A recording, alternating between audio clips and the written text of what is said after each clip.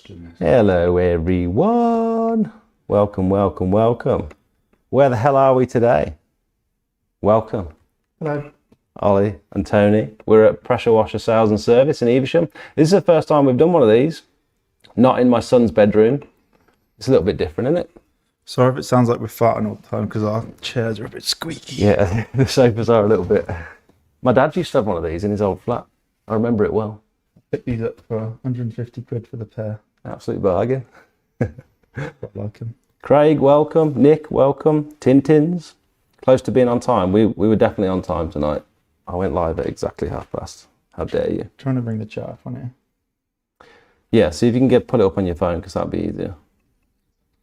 Sausage. Craig, Daz. Daz, I heard you've been in touch with Russell. We've been working on his roof today. Howdy. Zach's here as well. The casting couch. Julia says Ollie is farting, it's not the couch. It is, darling. Yeah. You'll hear me. Who's Julia? Hi, Julia. No one else would be in shot if that happened. Tonight, I thought it'd be cool. I mean, that was the cup. That was the cup, I swear to God. Congrats on the wedding. Thanks very much. Yeah, tonight I thought it'd be a cool idea. I think we both had the idea. In fact, you guys offered me a little room in the back there to do this regularly. Yeah. Although it is like a 35-minute drive for me, so I'll see if I can peel myself out of the house every Monday night to come and do it. But probably seems a bit easier to do it from your own home. Yeah. Ollie's the best at walking backwards. What does that mean? That'll be my mate Justin, no doubt. Thank you, Justin. I thought we could do a bit of a Q&A. So we'll all have access to the chat, I suppose. Can you see that now? I've got that. Yeah, okay, got sweet. So if anyone's got any questions about servicing machines, about best practices. Talk about breasts. We could talk about breasts for a bit. We could do a short segment. Yeah, servicing, best practices, I suppose, equipment recommendations. We've got, you guys can't see. In fact, I could probably spin you around. Although we have just spent a while setting up the framing on this. Yeah. Let me see if I can just unplug this without turning the camera off. There we go. Looks a bit messy now. We've been moving stuff around for this. Yeah, we have been joshing about a bit, but there's all sorts here. We've got poles, we've got flat surface cleaners, we've got chemical trolleys, there's different hose reels, there's machines, there's gutter vacs, scaffolding tower down there, there's a bunch of chemicals on the shelf, we've got a bunch of Kranzel, electric pressure washers, generators. Like roof cleaning, surface cleaners, there's X-Jets, there's Pro-Jets, Pro-Foams, everything's here. So if anyone's got any specific questions... This is just a shop bit. Yeah, this is like the showroom, not necessarily the workshop, isn't it? Yeah. So if anyone's got any specific questions on equipment... Cool artwork as well. Yeah. When did you have that done? Who did that for you? We had that done when we moved in here, so we kind of wanted the centerpiece when we walked in. So we got Tom Finch. Shout out to Tom Finch. Finchy? No, that's Chris Finch. Tom Fitch. Tom Fitch. Oh, not yeah. Finch, sorry. I was going to say Finchy. Finchy will be on, won't he? Yeah, he surprised me. Apparently he's sick at kickboxing. He was teaching me some kickboxing moves on the Christmas do. He knows some moves, doesn't he? Yet to beat us up.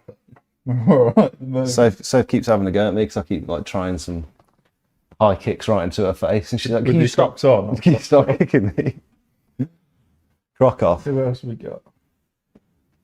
Can we do a blue light test on them sofas? The Crocs are in shot.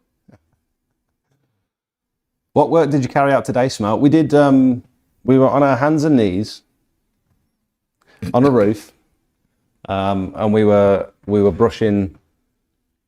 For those of you that didn't hear, Russell, the SEO guy who does all the websites and stuff for us, he was on a couple of weeks ago. He asked me for a quote for his roof, and we're going to be doing his drive as well. So he just scraped his roof today, and biocided it after it started raining. There's nothing worse than scraping a roof in the rain. That's what we had to do today. Does it get pretty slippy up there? It's not necessarily the slippiness factor, because we've got harnesses and we work off like cat ladders. But I saw like a shot where you have to sit on the roof. Sometimes we sit along the ridge, and then sometimes we harness onto the cat ladder and sort of come out if we're feeling like we can. Yeah, if it's safe. Depending on the pitch, depending on how rough the tiles are, depending on how much algae's up there, because when it does rain, the algae gets slippy. So that's one thing I want to learn from like today's. Is it pod? It's not a podcast. I suppose it's a live stream podcast. I suppose. Evening, Finchy. Was he here? Finchy's joined the chat. Yeah, learn from you guys that are actually doing the work, and finding out what works for you and what requirements you guys have and how us as suppliers can help you. Yeah, because you don't often get to chat directly with suppliers, and there's probably a lot of things that a lot of people would like more from their supplier that they don't currently get. Even if it's just communication, I suppose. Just having a way that there's nothing better from my perspective than having your phone number where I can just text you saying, have you got one of these? Or do you know how this works? Or I know that's like quite a personal relationship to have with like a supplier, but that's really useful for me. We're pretty open about giving numbers out. I've said it. You do that? Would you do that? Yeah, mobile numbers are out there, yeah. Really? Yeah. Like so you'd be happy with There's people... some phone boxes that you can find our numbers in. No, just Ollie's. So you'd be happy with people just WhatsApping you questions and stuff, and like have you got one of these? It's almost easier. Yeah, it makes it easier for us as well, because the phone's always ringing anyway. Really? Yeah. Maybe we should... Because we have the WhatsApp up on our computers as well, so we'll be WhatsApping, emailing, and taking phone calls all at the same time. No way. It just makes it easier. We should WhatsApp. We should put your WhatsApp number on here then. It's our personal mobiles, but it's on all our business cards, so... It is on our business card. I think that would be useful, personally. Yeah, we do give it to no one doesn't spam us with I'll pop it on. rude pictures. Oh, Washi, thanks for the 30 months, mate. Congratulations on losing half your money. It's a touchy subject. We have had the conversation. Soph weren't a huge fan of the prenup conversation, but I'll bring it up again another time. Did you finish the job today, Finch? Not Finch, sorry. I keep talking about Finch. Finch. Did you finish your job today, Smout? We've got to go back on Wednesday to clean the conservatory because all the moss comes down off the roof onto the conservatory. We're going to clean the outsides of the gutters, fascias, soffits, and then we're going to clean all the windows and the sills as well. So quite a lot of extra work to do. And that's the last thing you want to do at the end of a roof scraping day because you're just absolutely knackered. What's your WhatsApp number do you want me to give out then? What's your mobile number, Ollie? 0743231106.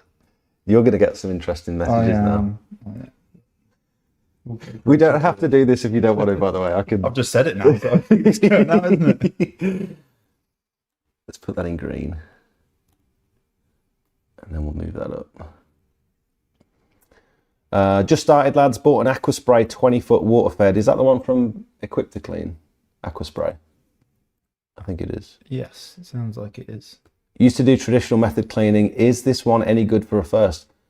To be honest, in my experience, a lot of water-fed poles, especially like something at 20 foot, if it's only got a brush on the end, you're probably not going to notice a huge amount of difference between all the different poles out there. It's when you start to get to like 30, 35 foot. And if you've got like roof scraper attachments, if it's a power pole with pressure washing attachments on there, then you can then start to see the difference between weight and flex. 20 foot, any pole generally will be fine. Have you guys got any Aquaspray poles here? I have one. Because you've got Get it. don't worry if not. Is it the Venom I think we've got in stock? But you definitely notice the flex. The more you pay for your pole, the less flex there is. Yeah, it's very much in this industry, you get what you pay for, isn't it? Absolutely. And some of them, you guys have got the over 8 poles as well. Yeah. And I didn't realise, I guess that's why they have their name. They're like oval. Yeah.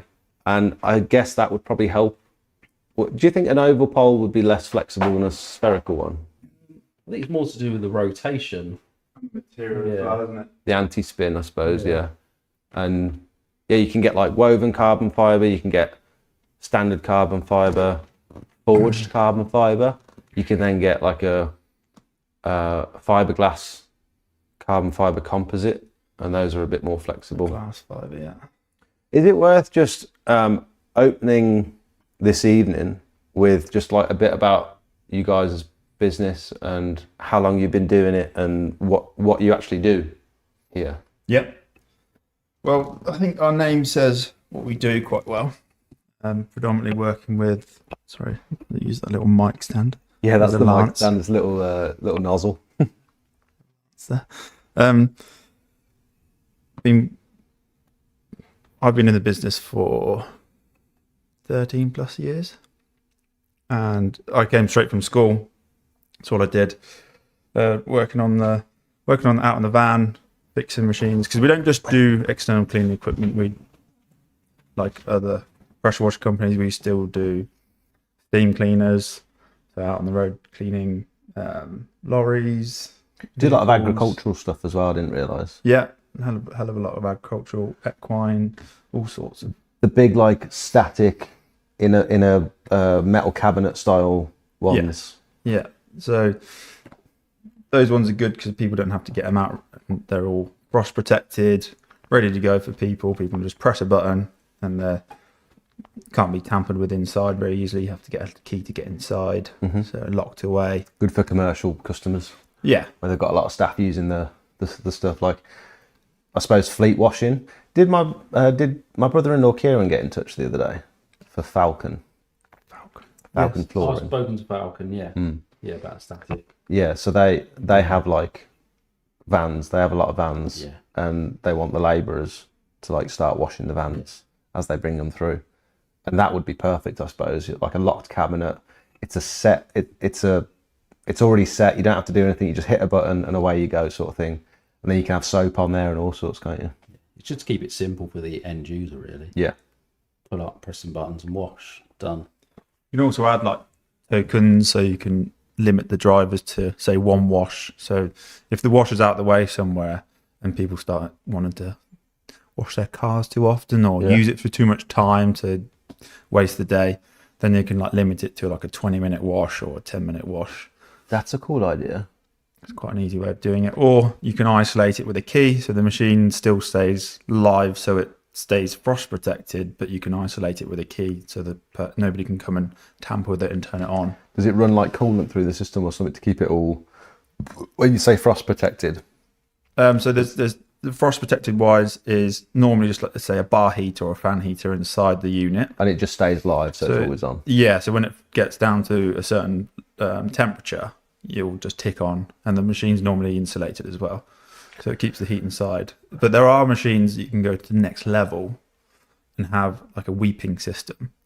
So the trigger will weep slightly, and the machine will have a slight pump on, and it will pump liquid through the whole circuit, so it's constantly moving. So then moving water that won't freeze as easy as static water. We should get onto that in a minute because I wanted to talk about frost protection on this one. I think everyone else would find that useful as well. So you guys it's a proper family run business, isn't it? Yeah. So my dad bought the business about 15 years ago, I'd say. Probably a bit longer, maybe. Actually, he'd probably tell me off what length of time it It's was. been 15 years for the last 20, probably. Yeah. And Something like that. has it been here the whole time? It's been on this site. It's been on this site in various locations on the site. Our old unit, which is still what we use now for our workshop and spares department, we were there for that pretty much that whole 15 years. And then there were other places on the site as well. But we've added on to it over time, especially over the last year or 2 years, adding the showroom, better office spaces, make it a nicer usable area, and better experience for the customers, so they can come in and see equipment. We can get it out and show people rather than being limited on space. Yeah, you had a showroom before, but it was a lot smaller than this, wasn't it? It's probably about a quarter of the size, yeah. And yeah, it is nice to be able to walk in and see all the equipment on display.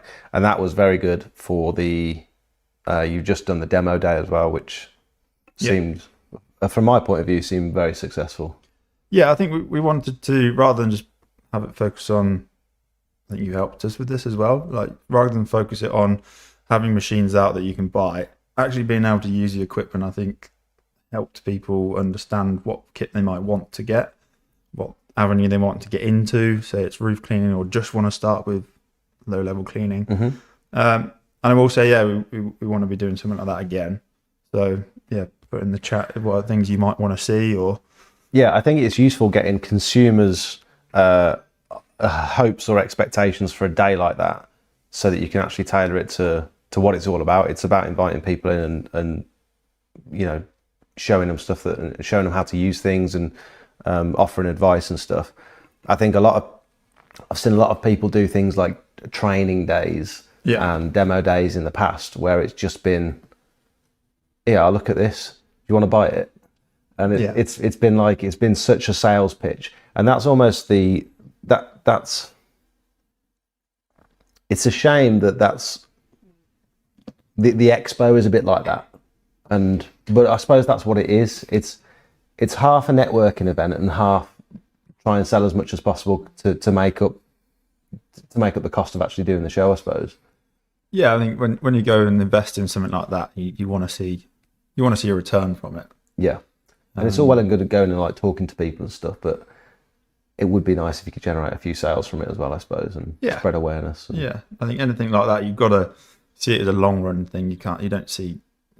Some people might see a direct sale from it, like unless you're selling on the day, it's like a direct return. But we're not. It's not the sort of thing we want to do. Yeah, we're more of a get to know us kind of. This is what we can offer, rather than please buy this from us. Yeah, and I remember when I first met you guys, I was like, I was confused as to why I couldn't buy stuff online from you. And I know you can now. There's a few bits you can purchase online and stuff, but you were like, it's not really what it's about. We want people to come in and meet us and have the experience of being able to get your machine serviced and actually have in-person help and advice. And that's the way it's been for like 15, 20 odd years. A big part of our like ethos, and when I want to sell the machine, I want to be at that customer to be happy and confident to go out and use that piece of equipment straight away. I feel like if you sell something on a pallet or in a box and deliver it to a customer that way, and they don't have any training on it, I feel like it can be a bit unsafe, B, it can be confusing for them having to work out what goes where. And just gives that person more confidence to be able to go out and start work straight away. So every time we sell a machine, we want to have a handover. Yeah, I've noticed the amount of people that come into the Discord and they're struggling with something, the machine's not running quite right or something. Yeah. Occasionally it'll be something as simple as they don't know how to use the choke. Yeah. And it's like, if you don't get told and you've never used an engine like this before, like a lawnmower or whatever it might be, you don't know what a choke is, and that's fine. But it would be amazing if you could come somewhere in person, be shown exactly how to turn it on, how to set it up, best practices and all that sort of stuff before you've even bought it. I reckon that's worth at least, 25% of the asking price. You know what I mean? That's so valuable to get. That's why we give out our mobile numbers as well. Well, you do now, definitely. We'll always say, especially Ollie's now, mine's on a special request only. But we'll always say, like, no question's a stupid question. Yeah. If you don't know the answer, you don't know. Like, I wouldn't know how to clean a driveway properly. I know what machining will do it, but I wouldn't know how to do it, so I'd have to ask, so. Yeah, 100%. That's what we're here for, really. Jake, did you guys actually finish cleaning the roof on the open day? No, we haven't. No, definitely not. No. It looked very patchy. Luckily, it's been covered in frost and snow, so it's been covered up. We've got to clean the gutters as well. And luckily, the landlord doesn't listen to this, so they won't be hearing this yet. So, what's the plan for that? Are you guys going to do it yourself? Yeah, I think we'll get around to doing that one a bit, bit more Wait, weather. people say, well, I was hoping that you could pop in. And, I'm after a power pole. Do PWSAS sell them? Give me a price for a 35-foot carbon fibre with a 12-inch flat surface cleaner with a trigger. A complete pole, Pop your email in now, send you a quote. Spencer fine. says. Yeah, Spencer, probably for prices right away. They are on our website. Yeah, there's some stuff on the website. The power poles are on the website. Have you got a power pole here? Yeah, I put one above my head. I'm just up And here. that's the 40-foot one. Oh, there's a twin turbo one over here as well. Yeah, that's another one. I'm quite interested in. Is this a? I have a question. Do you That's think just a quick these release. cowboys can't keep that surface clean? Is he talking about flat surface cleaners on block paving? Yeah. Yeah. Who's this? It's Craig. It's because see these flat surface cleaners behind. Right. I maintain that when you're cleaning block paving, it's incredibly difficult to clear all the weeds Yeah. with a flat surface cleaner. Doesn't matter how much pressure you've got coming out your machine. Doesn't matter what nozzles you've got on there. Doesn't matter whether you're lower or higher the bar. What about size of surface cleaner? So I suppose. That's why, just on that, we used to sell the 21-inch with the 21 litre machine. Mm-hmm. So I dropped it down to the 16-inch for that reason that I feel like you should do a better clean in one pass than it does with the 21-inch. Yeah, it's a good move. That's a solid move because I think 21-inch surface cleaner for a 21 litre machine is absolutely fine for a patio, but on block paving you're probably not going to see the results that you want. Yeah. And my belief, we have an argument in the chat. Evening, Darren. Darren's here. We have an argument in the chat about whether steam clears the weeds. No, it doesn't. It just doesn't. Right. If you have a super weedy block paved driveway, I'm talking like weeds coming up to here. Where are we on the chat? You're never going to be able to clean all that off without having to go over it with a turbo nozzle. I think that's where we are on the chat. Can you not? Yeah, see it? where we're on the chat. There you go. Oh, you're right at the bottom. I just don't believe it's possible. And I've seen people clearing weeds with flat surface cleaners, and I'm sure it's great. But when you get up close, the big ones are still there, and you still have to. Steam will not spin a flat surface cleaner. I suppose proper steam won't spin a flat surface cleaner because it. I suppose the only thing with steam, it will help kill off the weeds. It won't necessarily help with the getting rid of the weeds straight away, but it might kill off.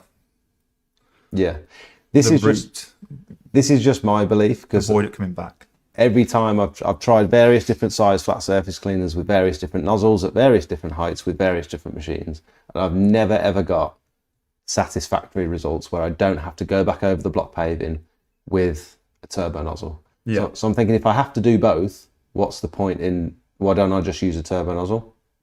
That's not to say flat surface cleaners aren't good. I think they've definitely got their place and I use them all the time, but block paving, I'm still not sold. But Craig thinks it's easy. I've seen these new nozzles that are around. I don't know what they're called. The new style of turbo nozzle. Really? Does it look like multiple turbo nozzles in one? The Fouch. The Fouch one. Fouch point speed, the big purple one. Yes. Yeah. So it's a big, massive, and it's got like 5, and it does that. Yes. Has anyone else used this that feels like it's... I know Joseph Specky's got one from Stoke Pressure Washing, I think it is. Okay. They're incredibly expensive. Yeah, that's thousands of pounds, I think. Yeah. And then you've also got to get them serviced every certain amount of hours, and that's hundreds of pounds. And certain literage per of machine to run it. Yeah, I'm guessing for that number of nozzles, I'd imagine it. Yeah. Have to. I'm guessing he's got a 25 or a 30 litre per minute machine. I'm not sure. Karcher bought out that power nozzle, haven't they? Yeah. Power nozzle? It's called a power nozzle. It's basically it appears to be like a series of 5 jets there or thereabouts, just flat. But It's the way it flattens the water coming through, rather than the jet going like into the jet and then ricocheting off and coming out in a fan jet. It's like being flattened Oh, as like multiple pinpoint jets. it's not very impressive. But yeah, we weren't 100% impressed with that. you've played with it, you've tried it. Yeah, it comes with the 612. It might work for some people, or we might not be using it on something like worthwhile. Have you got one? We can have a look at it. Is it a nozzle or is it like a flat surface cleaner thing? A Is it a nozzle. triangle thing? It's like a spatula that sprays water, Right. basically. But This is the Over 8, by the way. So it's like an oval shaped, and it's got the power pole fittings on it, and everything's quick release. And then this one's got the twin turbo.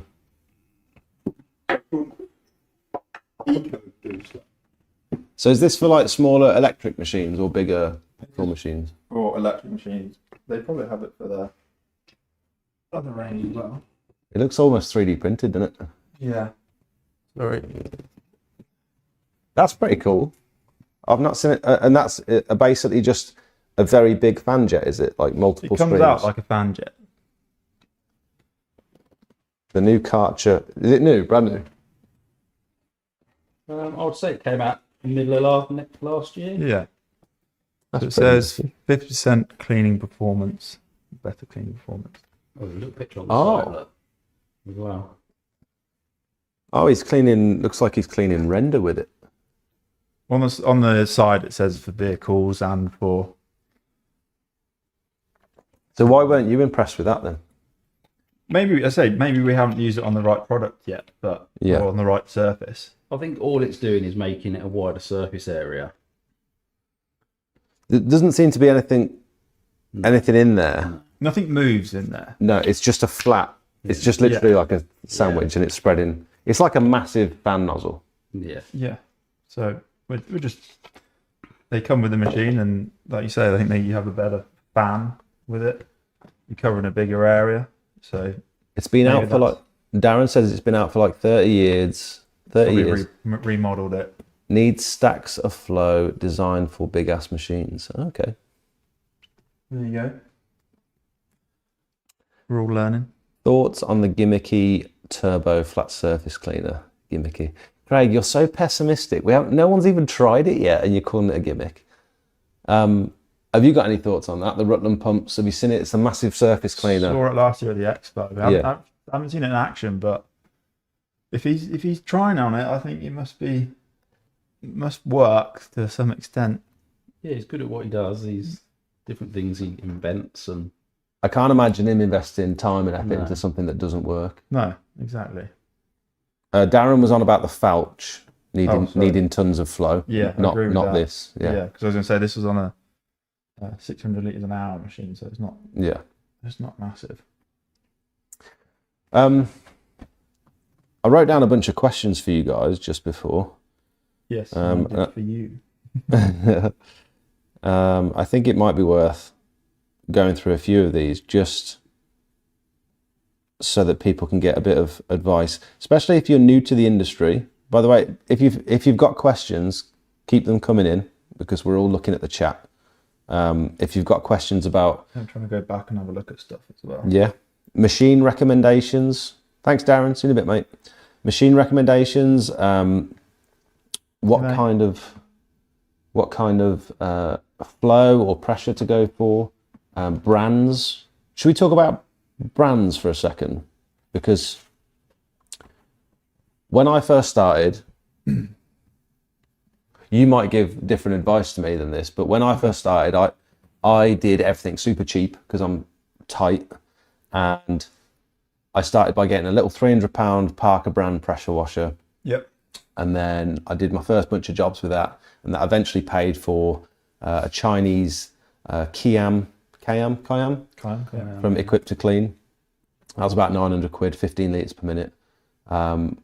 And I had lots of issues with that. I actually brought it to you guys. Yeah, we looked at it quite a few times, didn't we? Yeah, you fitted a return to tank and like a different unloader valve on it because I kept getting issues with the unloader valves. Yeah. because it wasn't the unloader valve, the bolt on, like banjo style. It sits just on the side and it goes straight back into the water, straight back into the pump, so it recirculates around the pump. Yeah. Yeah. Yeah. So I was finding that there was a little spring inside that kept disintegrating for whatever reason, and it was causing like that chasing. Is it called chasing? Hunting. Hunting. That's it. I always call it chasing. Similar thing, isn't it? Hunting and chasing someone down. Yeah. Same thing. So that is when you can hear your machine. Occasionally, if you've got like a drip on your trigger, or if you've got a little drip on the inlet. Cool JP drip. A little drip on the trigger. Very JP. If you've got a little drip somewhere, and it's got like it's pulling air instead of water, basically, you'll hear this like horrible. The machine will do this, this hunting noise. Hunting is more when it leaks off. So when it leaks off, when you let go of the trigger, won't happen to these unloaders, but will work on a trapped pressure unloader. So like your old one, when you let go of the trigger, the pressure builds up higher in the line before or after the unloader, and then when it weeps out the trigger, it will keep firing up, and you'll hear it. Good on. That's it. Yeah. That's hunting. Okay, so that sounded like what it was doing. Yeah. Okay. Yeah. But when you're using it, you're saying it's juddering when you're using it. No, not necessarily when I was using it. No, I could just hear it in the background every time I had my hand off the trigger, and it was it's making these horrible noises, and I thought that can't be good for my pump because it weren't doing that when it was new. And then you guys replaced the return to tank. Yeah. So yeah, basically, have you got any thoughts on if you were going to recommend like a certain engine or a certain manufacturer for the pumps? There's so many questions all in one here because I'm talking to you because I'm wondering if you see more problems with certain brands and if you would avoid the cheaper stuff, or you think the cheaper stuff's okay until you need to upgrade. Like, what's your thoughts on that? You want to go first? Yeah, well, I think everyone's got to start somewhere, and they've all got a certain budget, and the best way to do it is come and see someone who sells the equipment, basically an expert who can talk to you about pros and cons of different pieces of kit. You know, ideally, yes, you want to buy something Honda powered. Would be our engine go to. You think Honda all the way? Honda definitely. Now, is that because you've got the most experience with Honda, or is that because you've had issues with other engines in the past? So my previous job to this was like lawnmower repair, small engines and things like that, and a lot of those were Briggs & Stratton, Honda, and some Yamaha engines, and it was always the Hondas which were always the most reliable. Okay. They will run on really stale fuel that's got sand in, more so than anything else. You know, you'll still have to clean the carbs out if there's sand in them, but less on a Honda. That's interesting. They just seem to tolerate it a bit more. I think Honda gets a bit of a bad rap in this industry because I've never seen that.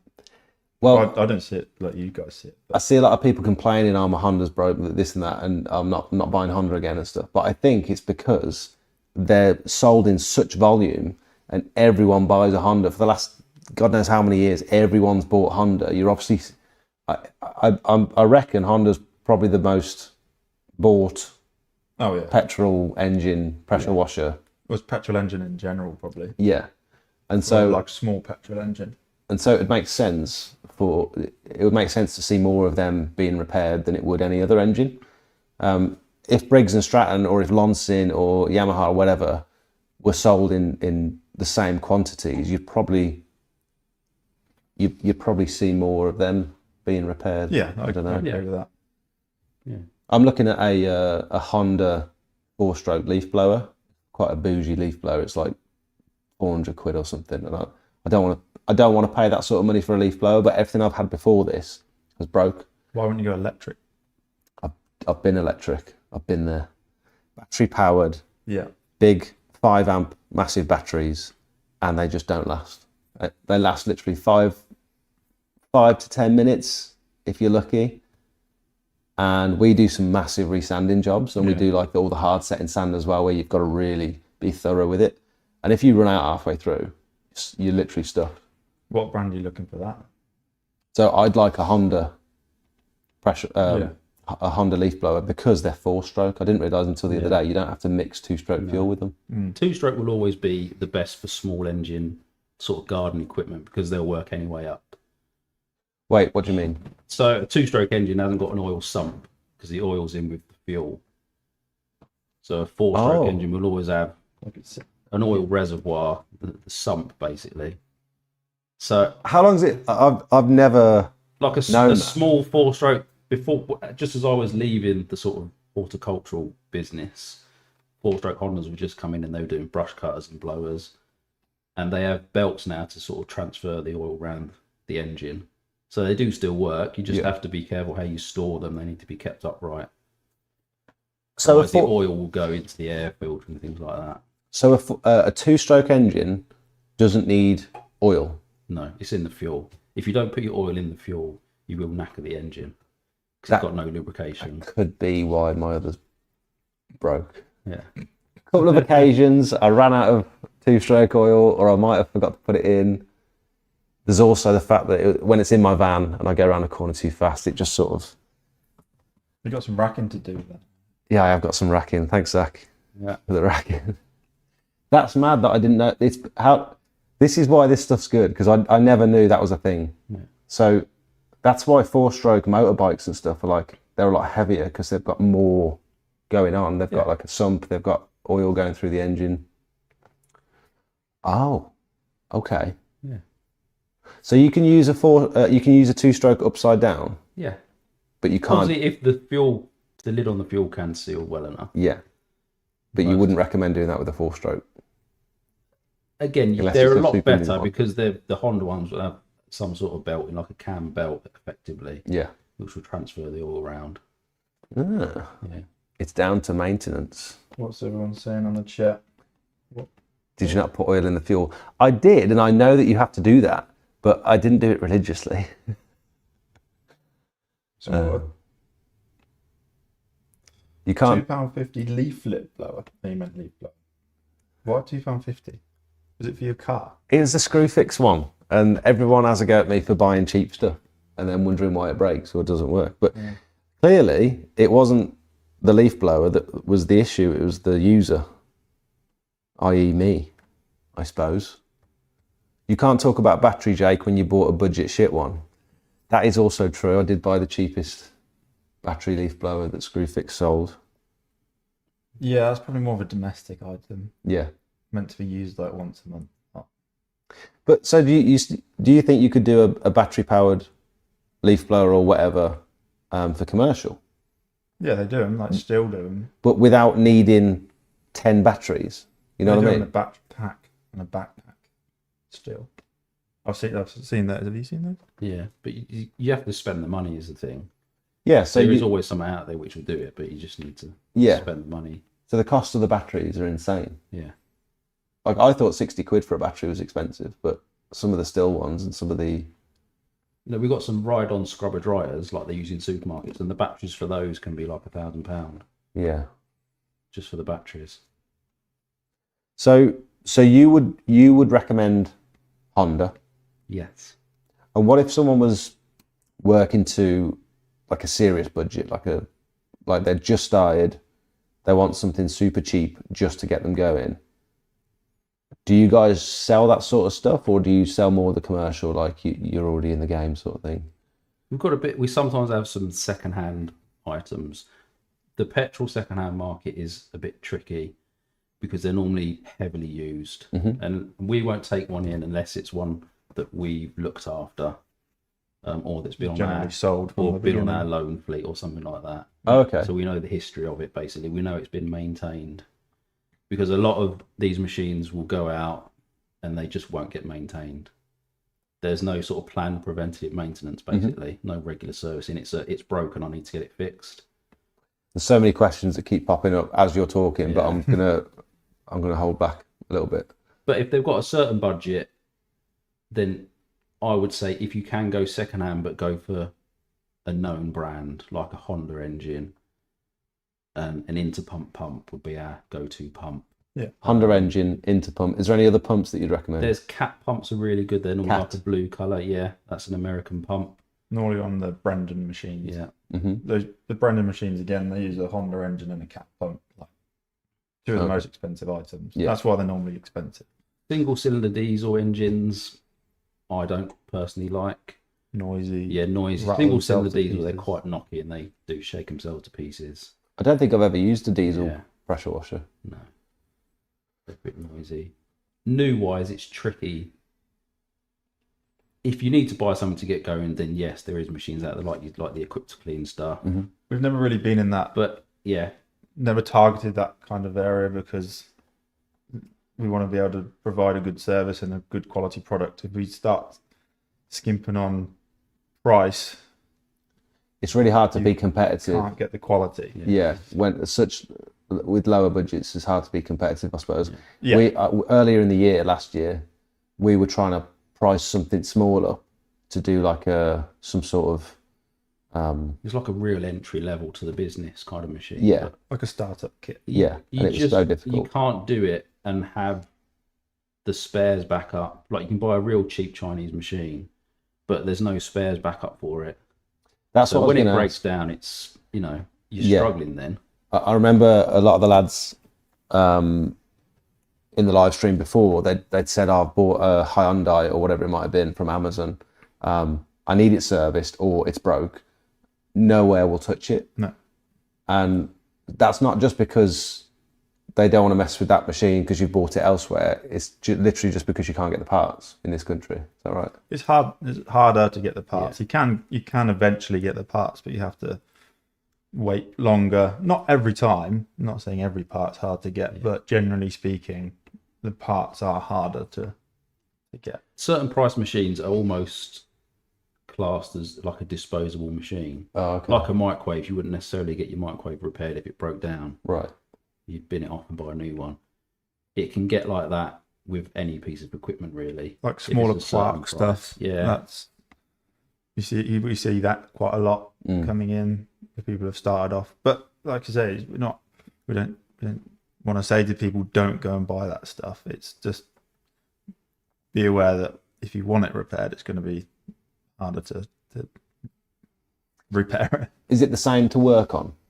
Once you've got the pieces, is it the same to? Sometimes I would say the components are harder to get off, or Yeah, smaller, because or they're they'll not break necessarily when you take them designed off. to be repaired. Right. Sometimes getting parts off, they'll come off, but then you might not be able to get them back on as they're meant to go, or certain other things might need replacing once you remove something else. Yeah, I've noticed some of the smaller, cheaper machines. They come with like the pump and the unloader valve all integrated into one, so you can't just replace one or the other. You've got to replace the whole unit. Yeah, so that makes the machine cheaper to manufacture. Yeah. But like I say, you can't replace the unloader because it's the whole pump head. And there's things like the engine and pump bolted straight together, no transmission. Yeah. So it's a fast revving engine, which makes the machine cheaper, but anything that's running fast is going to wear out quicker. So we always spec with a gearbox as well. Yeah. So you'd recommend a good reputable engine, gearbox in the middle, Yeah. If you can, yeah. a reputable pump, and then a proper unloader valve that's going to return that water back to the tank every time you come off the trigger. Even if you buy a cheap machine and it's got what we call a banjo unloader, basically a bolt-on unloader, where it recirculates back into itself. As long as it's bolt-on, it can be replaced. Okay. But if it's part of the pump head casting, Integrated, can't you? then you can sometimes get kits depending on the manufacturer, but a lot of the time you can't. So when it's knackered, you know. And have you seen any particular type of machine, or you don't necessarily have to say, you could say brand if you wanted to, anything that gets broken more than others, anything that you see more of, or goes more catastrophically wrong? Generally, just the cheaper stuff. What do you mean, just brand wise? I don't know, is there anything to avoid, or is there a reason? Integrated unloaders on pumps, I think, is quite a, like you touched on that. I think that's a Yeah. big one, because if anything goes wrong inside there, or the casing splits or something like that, it's the whole pump head you need to replace. The unloader's a wearing part, basically, because every time you let go of the trigger, it's moving. internal parts are moving. Okay, so you should consider that as it's something... not necessarily like a service item, but it is a wearing part. It's going to wear. Yeah. You know, if something that's got moving parts, it's going to wear out eventually. Because I was under the impression when I first started pressure washing, I've got all my kit now. I've spent all the money I need to spend. That's it. And that's like, couldn't have been further from the truth. That'd be nice though, wouldn't it? Yeah, it would be nice. Like, there's one thing... Can do that. Yeah, there's one thing... More expensive. Upgrading, but pretty much everything is... what do you call it? It's like a... Consumable. Yeah, so hoses are consumable. Yeah. Triggers eventually get to the point where they start leaking. Like unloader valves, nozzles, O-rings, like just everything is a continuous, especially if you're using your machine regularly, it almost is a consumable. And I suppose that's where you get onto servicing as well. There was a question about how often something should get serviced. Can't remember what it is. No, there it is. It's got one that's 2 years old, Spencer. How often should it be serviced? A lot of people using it as like their income, like you do. You got to get it done twice a year. Oh, okay. Or at least once a year. It can be tricky because like during the busy period, you got no downtime. Yeah. But then you can schedule in a day. So I mean, I can't speak for other places, but we can schedule you in, drop the machine off, and then get it back to you the same day, or you can hang around and wait while it's serviced. Really? That sort of thing, yeah. If we know it's your livelihood, and we think, and you're a regular, we do have loan machines as well, some of our regulars. I remember when I had to give you my van for a couple of days to do the build. Yeah. You guys just gave me one of your loan machines, and it was basically one of these, wasn't it? It's just a Honda 21 litre per minute. So you reckon twice a year if it's your sort of bread and butter machine? Well, officially on hours, the engine wise is what 100 hours. 100 hours for the first one, every it's 50 hours sorry. for the first oil Every changes, 100 on a after that. machine, and then every 100 after that. And is there any way of tracking the hours? Not on the pull cord ones without the. When you go up to like the hour V clocks twins now. and stuff, there's hour clocks on Yeah. some of those. But it's almost a certain amount of jobs. Some people do it by, or It's they'll easier literally just to do it by time. they'll just schedule it in. Yeah. 6 months, or one of the ladies in the office will ring up our customers and say your machine's due. And so what's involved in a service, and can anyone do a service on their machine, like with basic tools? You can to a point, yeah. You could do a pretty basic service on a machine with fairly minimal tools. You wouldn't be checking everything on this, but you can check. You can change the pump oil fairly easily on your own. There's normally some sort of drain plug on it. Likewise with the gearbox and the engine. All of those have got drain plugs that you can drain the oil out of them, put them back in, and then fill it back up. But without knowing what you're actually looking at when you're taking it out, you might be looking for metal filings, whether the oil's gone a bit milky in the pump. Yeah. If it's lower in the engine, then yeah, you're not necessarily looking for the right things. And are there any oils that are the same that you can use? Because some people ask, like, what oil do you use for the engine? What do you use for the gearbox? What do you use for the pump? Are there any that are interchangeable, or are they all different? Pump and the engine are very similar. Yeah, Okay. 15W. Here's some I made earlier. Yeah. 15W40 is generally recommended for, is it most? That'll do Hondas and Briggs. Okay. We use that in every petrol engine that comes in. Engine and gear 15W40. and pump. And pump, yeah. Okay. If you've got a cat pump, they use a slightly different oil. And some high temperature pumps use different oils as well. Yeah, on some of the hot machines we do. And then you've got your gearbox, which is 80W90, 80W90. which is thicker. And it'll stay thicker when it's hot. And again, is that most gearboxes? Yeah, we put that in everything. Yeah, Okay. it's suitable across the range. That's nice and easy. Yeah. Most transmissions will probably only use, is it 100 mil, I think, 0.8 of a litre, maybe something like that. Can you This is a stupid question, right? Can you turn these machines upside down when you're servicing them, or are you supposed to drain everything out the bottom? No, they need to be upright. Being a 4-stroke machine, as soon as you start tipping it, the oil's got to go somewhere. So they put the drain plugs on the bottom, and it sometimes goes into the cylinders, doesn't it? I had it. Tips over. Yeah. And that can be. What was the issue someone had with that? Their machine tipped over in their van and then it wouldn't start. And yeah, so they had to take the spark plugs out and try and start it with the. Yeah. Spit the fuel out. You basically get what's called like a hydraulic lock. Right. So there's liquid above the piston and it literally can't compress. Ah. So you can't pull the rope. Or it's just there's so much fuel in there that it can't ignite. So it's flooded. Right. Or the oil and fuel's mixed. There is a fuel tap on all Honda engines. So you can turn the fuel off in transport, which you're supposed to do, which a lot of people don't anyway. But should I do that with the way mine's mounted, or should it generally be fine? Because yours runs off a fuel pump, especially your big machine, and yeah, your small machine does as well. Right. Yeah, it's not necessarily. It's not sort of gravity fed. Right. These are gravity fed from the tank. So when it's sloshing around, it's only reliant on a float in the carburetor to let more fuel in, like a toilet cistern. Oh, so if it's sloshing, the float continues to activate. The fuel can come in and then it can flood, but effectively flood the engine. So if you turn your fuel off, It stops it. it can't let any more fuel in, basically. I'm learning so much. I never knew. I always wondered what the fuel switch was for, because I thought, well, fuel's not spinning out anywhere, so why do I need a switch? And it's But not especially these mobile machines, people are lifting in and out of vans. Yeah. You're better off just switching the fuel off. Okay, so everything drains out the bottom. Yeah. Generally, you can use engine oil for the same as the pump, Yeah. and then the gearbox oil is different. Yeah. I'm not saying for every machine, but Yeah, generally. generally, yeah. What's next to look out for a service then? You want to check your water filter, which you should be checking fairly frequently anyway. So the filter on the inlet. Yeah. So I don't know if you can see that in the picture, but this one's like a big green basket filter. Sometimes they look like a brass Yeah. tap, That's Y piece. like a Y piece like that. Yeah. So it gets caught in as it goes along. Yeah. It goes through a gauze. And so just unscrew that.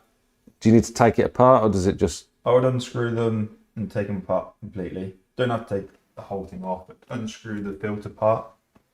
Take it out. Either swirl it under the tap or with a brush, because you might find there's like bits of rust or stones in there, silt buildup, depending how coarse the filter is, how fine it is. And generally, not so bad with van-mounted systems where everything's clean, it's inside the van. Yeah, and you're not changing anything. Yeah, you've got a set tank in place. It's normally sealed. Sealed, yeah. All you're doing is plugging the customer's water supply in, and if that's clean, everything should really be fine. Even then, you might get little bits of debris coming through the line from when you take the hose, the low pressure hose off, going in stones and sand gets in from depending how clean people's vans are. Then The that other can thing, push through. yeah, if you drop your hose on the floor and it digs into the grass, you end up with a chunk, and you never see it. You just plug it straight onto the tap, and you get like a chunk of dirt coming. Yeah, it pushes through. But with machines like this, if you've got like an external buffer tank, like a bin, I could bring that over, but I can't be bothered. It's a wheelie bin. It's a wheelie bin, Everyone's got a yeah. wheelie bin. Some people, I've seen videos of people pressure washing with the lid of their wheelie bin open, Yeah, right next to it. debris thrown in there. You're just getting everything coming back into the wheelie bin, and that's going to make its way through the filters, down the inlet hose, and into your filter. And before you know it, that will block up very quickly, and that will cause some running issues with your machine. So you're restricting the flow of water that's coming into the machine. Yeah. It's like pinching a straw when you're trying to suck a drink. Yeah. And so you'll pull the trigger, and you'll get sputters of a bit of water coming out, but not to its full potential. Is the chat froze, or is it just on my end? I think just your end, there's a few people. Are we still live? We good?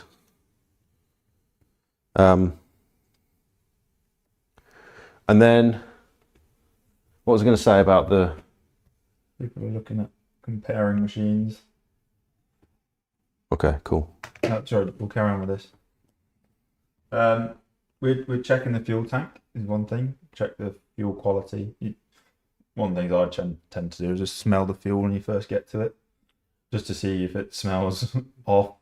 If someone's left it for a while, it has some sort of different smell to it. Yeah, unleaded fuel attracts moisture from the atmosphere Right. because they don't put additives in like they used to when it was like 4-star in like Hydroscopic. 90s or something.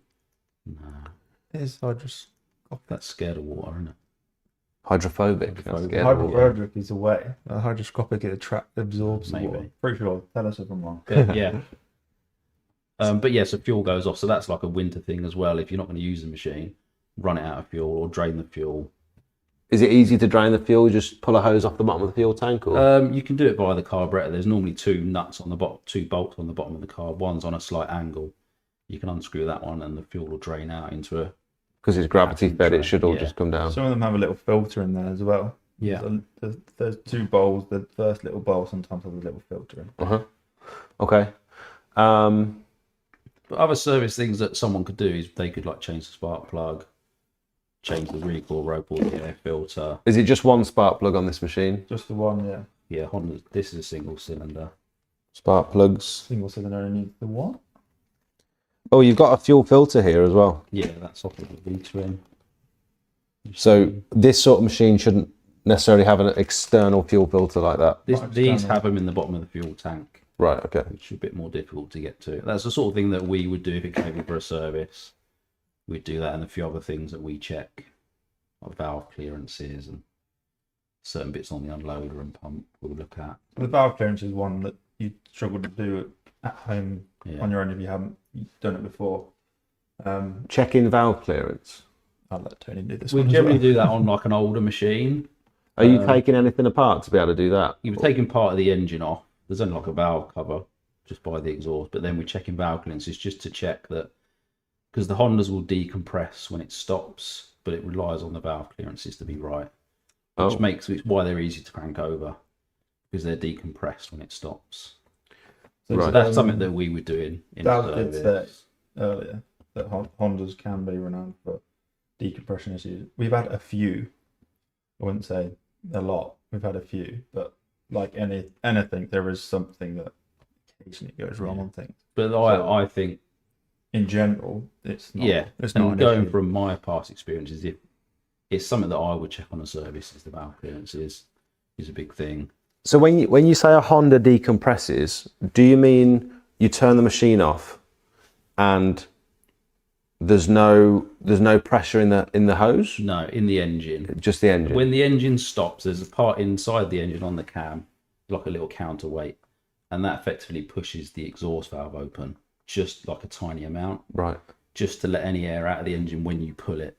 So when you crank in the engine, it's got somewhere to push that air before it sucks the fuel back in. Right. So it's not super tight when you Yeah. try and crank it. Yeah, which is why they call it an easy start engine. Especially in the lawnmower game, they used to have a machine called the Izzy, but the French pronounce it easy because it was easy to pull Right. because they decompress the engines. And just on that note, if anyone is getting issues with like a stiff cord and they're struggling to turn their machine over, if you haven't got one of these easy start valves on the side of the pump to let the water out when you're pulling the cord. So if you were to keep cranking this over and over again, it will gradually get tighter and tighter. Maybe not this machine because it's got the decompression thing, but generally, if you open this and let some water come out as you're cranking it, it'll be a lot easier to start, and you'll. I'm guessing it's the pressure in the pump putting strain on the engine. Yeah.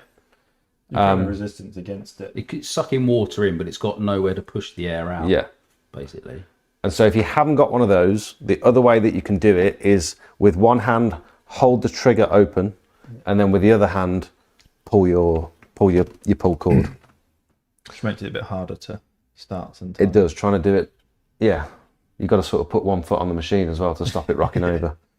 Okay, so That's a few things. We don't carry on. so we've done oils, we've done filter on the inlet, we've done fuel and potentially fuel filter, we've done valve clearances. That's not something that someone would do themselves, I don't think. Okay. Things they would do themselves, the other bits would be the spark plug.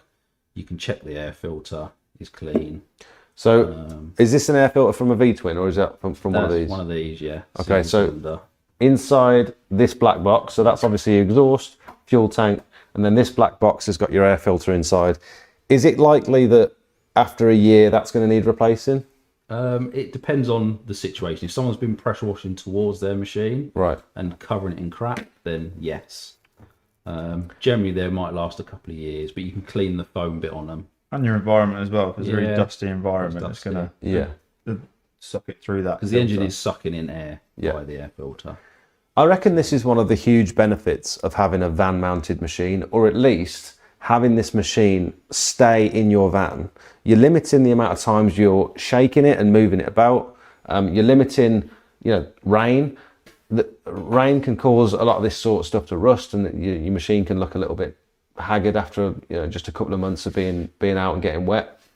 So long as you've got the machine exhausting out the van. Yeah. Because I've seen a lot of people just put a machine in.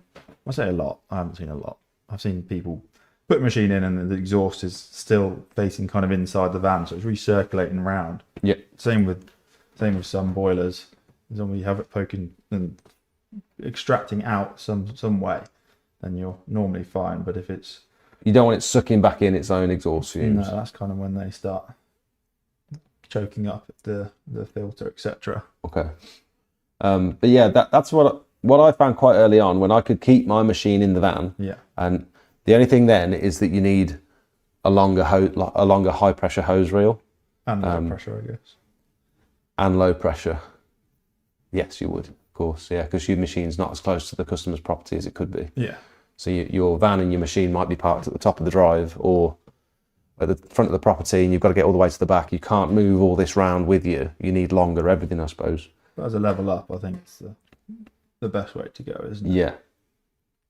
So if you can't afford like a fully like kitted out frame and static tank and all that sort of stuff, at least being able to leave this in the van, and maybe you could grab from you guys, you could maybe grab one of these. You're going to get the 50 meter. You don't have to put it up if you don't want to. That'll be fine. Is that okay? Yeah, it'll be fine. This one? Which one do you want? High pressure or low pressure? High pressure. The one on the right This one? is. Do you want me to bring both over? That's pretty nice. That's nice and small. I thought these were massive. 40 meter. Can you take the camera? No, the cable's not very long. Should I bring that one or that one? You bring one. All right. Be nice if we could move this table, but we're invested now. Look at this. So if they didn't have like a mounted setup, they could just grab one of these, couldn't they, I suppose? And leave it all in the van and just pull from there. Yeah. So you can do that. That's definitely an option. Some people have them mounted on the machines itself. Oh, like Jakey's first machine, he had it was like a wheelbarrow frame. Yeah. With one of these sat on top of the machine. Which I think it looks neat. It's nice, but in my personal opinion, I think it adds too much weight to the machine. The machines are 70 kilos as it is, let alone adding another reel on top, depending on how much of hose it is. This is like QVC, Tintin says. Yeah. We do some like NSR. On that. My GX390 sometimes almost rips my hand off. I assume decompression valve is sticking sometimes, ? Yeah, it can be. Sometimes there's a spring on the cam which comes off, so it's not actually decompressing. It almost snatches the rope out of your hand. It can hurt a lot, yeah. Right. That's Daz XTX. He's only up the road. So Daz, Yeah. nip in, will you, mate? I'm sure these guys will get it sorted for you. Yeah. I'm out that day, sorry. And Tintin, yeah, pop in whenever you like. We'll talk over the packages. Tintin. I like that name. Yeah. Are they easy to convert to a marine fuel tank to increase the fuel size? So going from this one to like a bigger, like my orange ones that you've put in my van. Yeah, so you can have kits which you put onto instead of the fuel tank. On the GX390, you take the fuel tank off and you put this plate on top which has a pump inside which uses the pressure from the oil to circulate the fuel and push it into it. So it's, well, if you had a GX390 on a frame, it would be harder to fit a bigger tank because you've got to put it somewhere.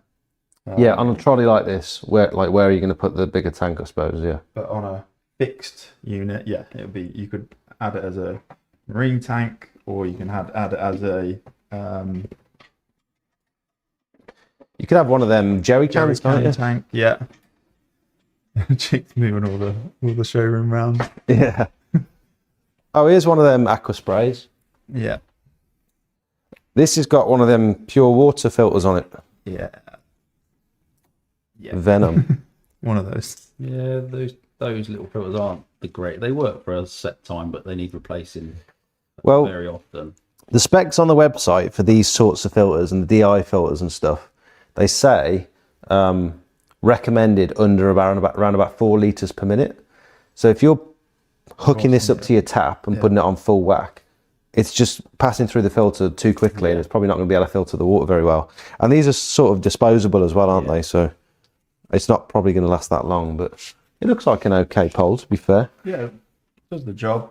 Works okay. Four nozzles. They're all pencil nozzles. Yeah. Yeah.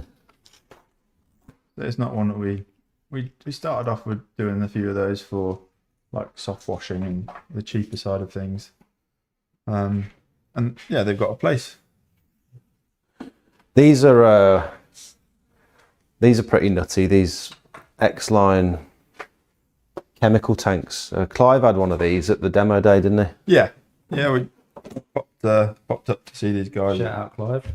Yeah, hi Clive. Clive's in the chat, by the way. Chat. He's got a different name, I think. Ollie. Have a look at this. Ollie as well. Who she's about. That's the window cleaning one that he does on X-Line.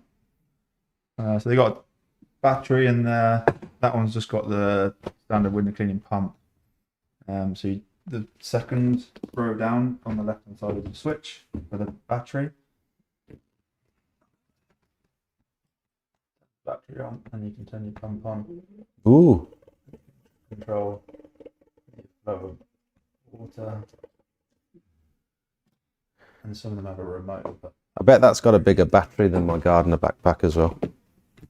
This is like QVC, isn't it? it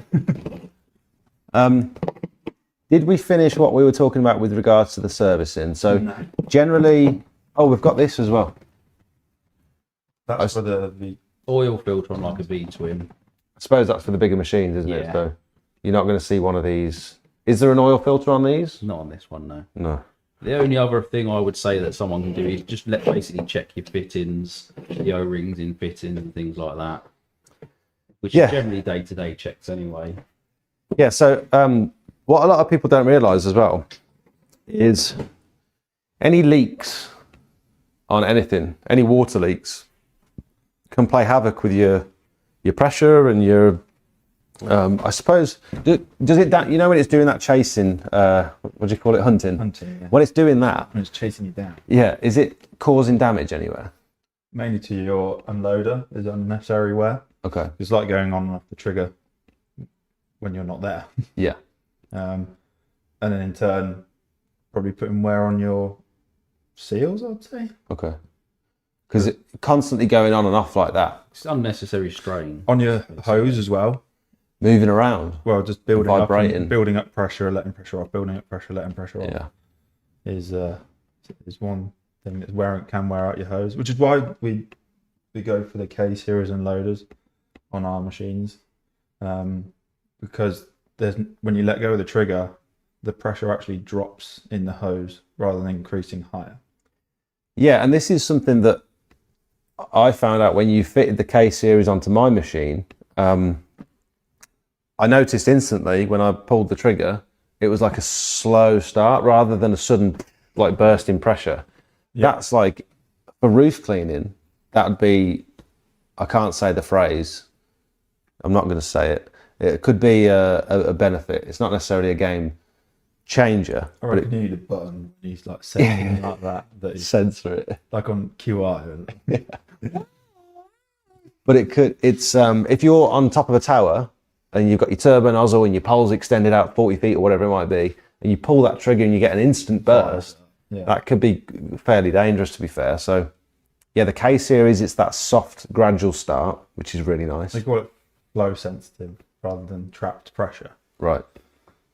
So there's other unloaders. Normally some of the cheaper ones, and you get some expensive trap pressure ones as well. You can when you let go of the trigger, the pressure builds up higher in the trapped pressure ones, and then it unloads. So it uses the pressure to set the unloader off, right, to bypass already. Whereas this one does it on flow. So when you let go of the trigger, the flow stopped, and then it will bypass the flow around another way. Okay. So the pressure's not in the hose. Yeah. So you generally get a lot longer life out of your hoses because the pressure's not fluctuating so much, you're not going too high. Everything seems less aggressive. Yeah. Yeah. It's softer. It's the gun. If the gun's even weeping slightly, or you've got any weeps on like a slight leak out of a fitting on the high pressure side, it's not going to keep hunting because it's not seeing that constant flow to start up. Yeah, it's almost trying to put the pressure back up to like 100%. Yeah, it's trying to repressurize after the unloader. So it's dropping out. It's only dropping down to 98 because there's a slight weep on the trigger. Yeah. But every time it does that, it's like it's almost cranking the. Yeah, I don't know what it's doing, but you know better than me. Why does my machine with a K1 sometimes hunt until I use the trigger? We've got a leak, I would say, somewhere. Would that be a leak on the inlet potentially, or a leak on the outlet? Leak on the high pressure side, I would say. Okay. Unless the machine's got air in initially when you first start it up, and it's trying to get rid of that air. But it sounds like somewhere it's not leaking, like maybe one of your quick release fittings. Sometimes I've seen them when they, even on a swivel on a gun, if it's old, sometimes if it's low pressure, it seems to leak out of it, but when it builds up to pressure, it will seal itself. So maybe when it's not under pressure, it's opening out. I might be thinking too much into that one. Someone's just asked in the chat if you do a low pressure version. We find it hard to get a well-priced low-pressure hose reel, as Jake found out. Well, generally, You didn't have much luck with that one before, did you? low pressure hose reels. Jake wanted a cheap hose reel. So we had one of the old ones. This one, like, honestly, does this feel better? You don't have to say yes. Is this one different to the one I had? Different to what Very you different had, to yeah. the one you had, yeah. Oh, I noticed immediately when I moved it out. I thought this feels Yours was lighter. where it supported the reel. Yours was like a triangle, and so it wasn't supported at the front. So and all that weight of the hose, it sort of folded forward. Yeah, this one's more like a frame. It's sat on that frame there, Yeah. so it's more square.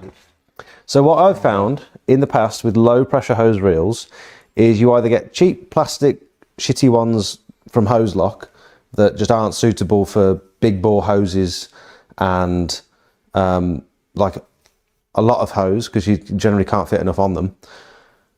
Or, I mean, they're still expensive for what they are, I think, but or you have to pay £500, £600, £700 for a proper stainless steel. Yeah, it's like a hose reel cart. Then it's like four-wheeled and massive. And well, they might use in like a greenhouse. Some of the greenhouses around by us use massive low-pressure hose reels. Yeah.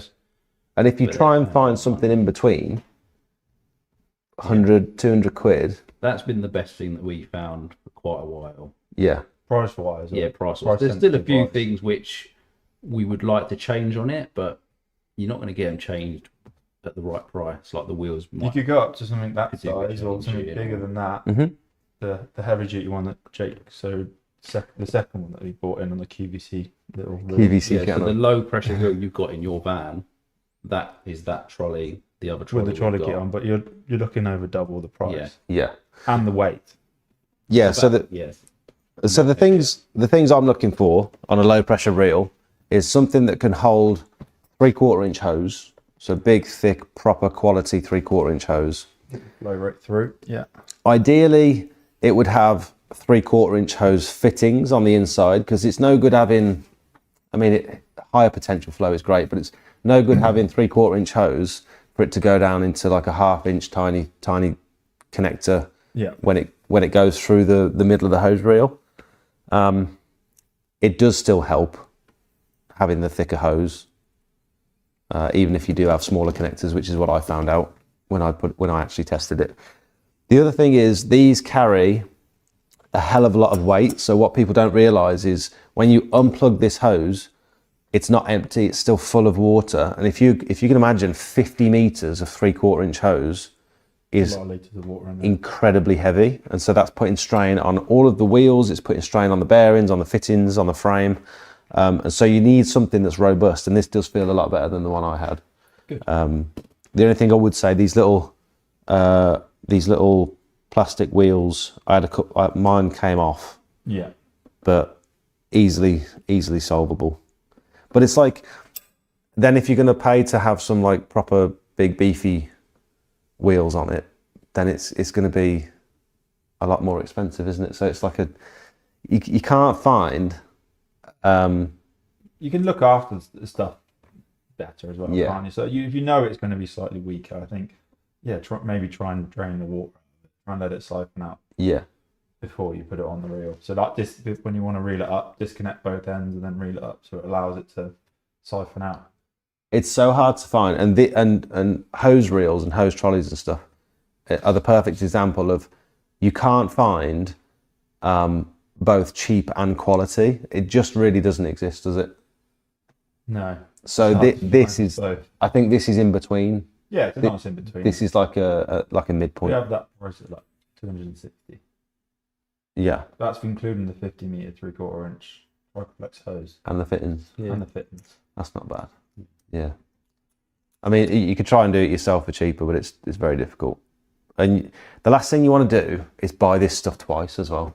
Well, you found out with the cheaper hose, Yep, the 3/4 inch hose from Screwfix.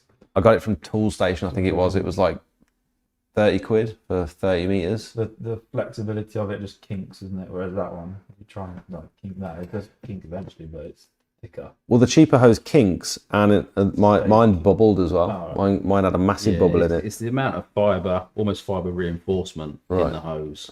The cheap hose will just have like one wrap, like same as like a high pressure hose. You got single wire and twin wire. Similar sort of thing on the low pressure. Obviously, it's not a wire; it's like a fabric mesh. And you also stock all the big proper 3/4 inch fittings as well. Yeah. So you're not trying to force a 3/4 inch hose onto a 1/2 inch fitting, which I have done, and it's very difficult and it's pointless. Any other questions while we're here before we move on? Clive identifies as Charlie tonight. I need a wee.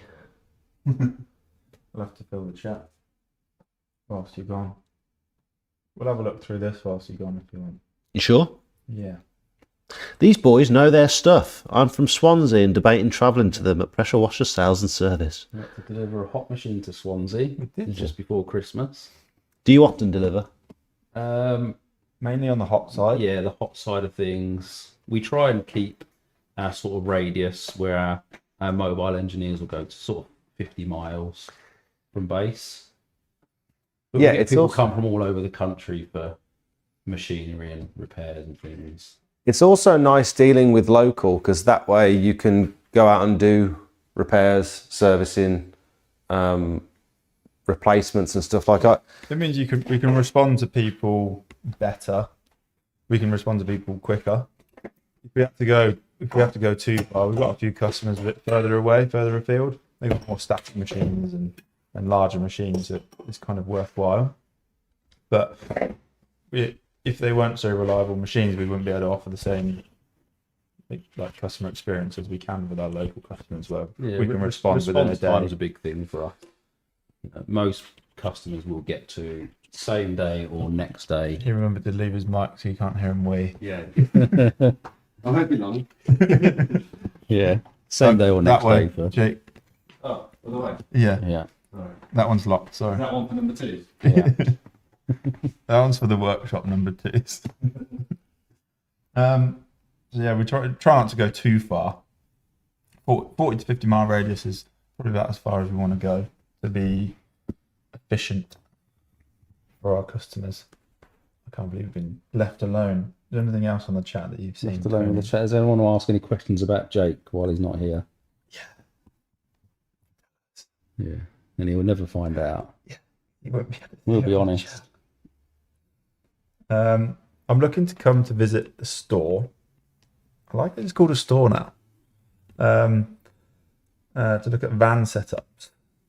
My best to ring ahead or just turn up. Always best, like, if you can ring ahead, yeah, it just lets us be prepared for you. So one of us is trying to be free for you rather than have a looking in the back of somebody else's van or something like that. So yeah, if you can ring ahead, Tom or Ben, Mr. Moon? Tom Yeah. Ben. Then yeah, it'd be best to ring ahead. On that one, we've got, if you look on our website, we've got a couple of little options. We do bespoke stuff as well, as you've seen with Jake's. But we've got the pallet machine, which is a really nice unit to go straight into the back of someone's van. And we can get that out for you if you ring ahead, and we can show you it. But it's like a one-stop piece of equipment that can go straight into the back of your van. You bolt it in place, and it's all ready to go straight away. Fabrication time is less for us. Yeah.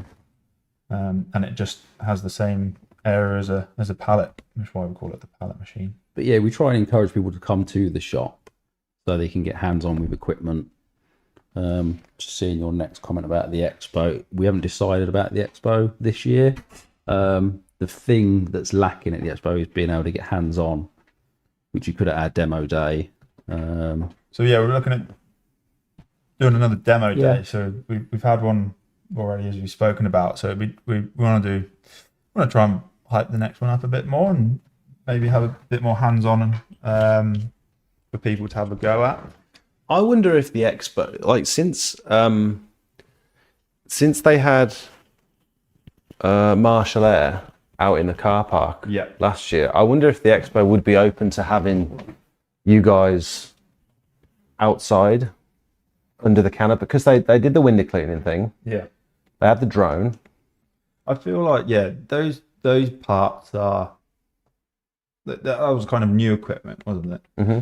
Things that people haven't seen. Whereas pressure washers, people are coming and it's generally squirting water, so it's more the components that are on it and things like that. So you don't necessarily have to use it, but I think the way we want to do the open day is more of a customer experience. Yeah, I suppose it's to help get to know the team as well, though. Because like I said earlier, we're not just trying to sell someone something. You know, 'cause at the end of the day, we're a business, and the service side of things is big for us. The service and aftercare.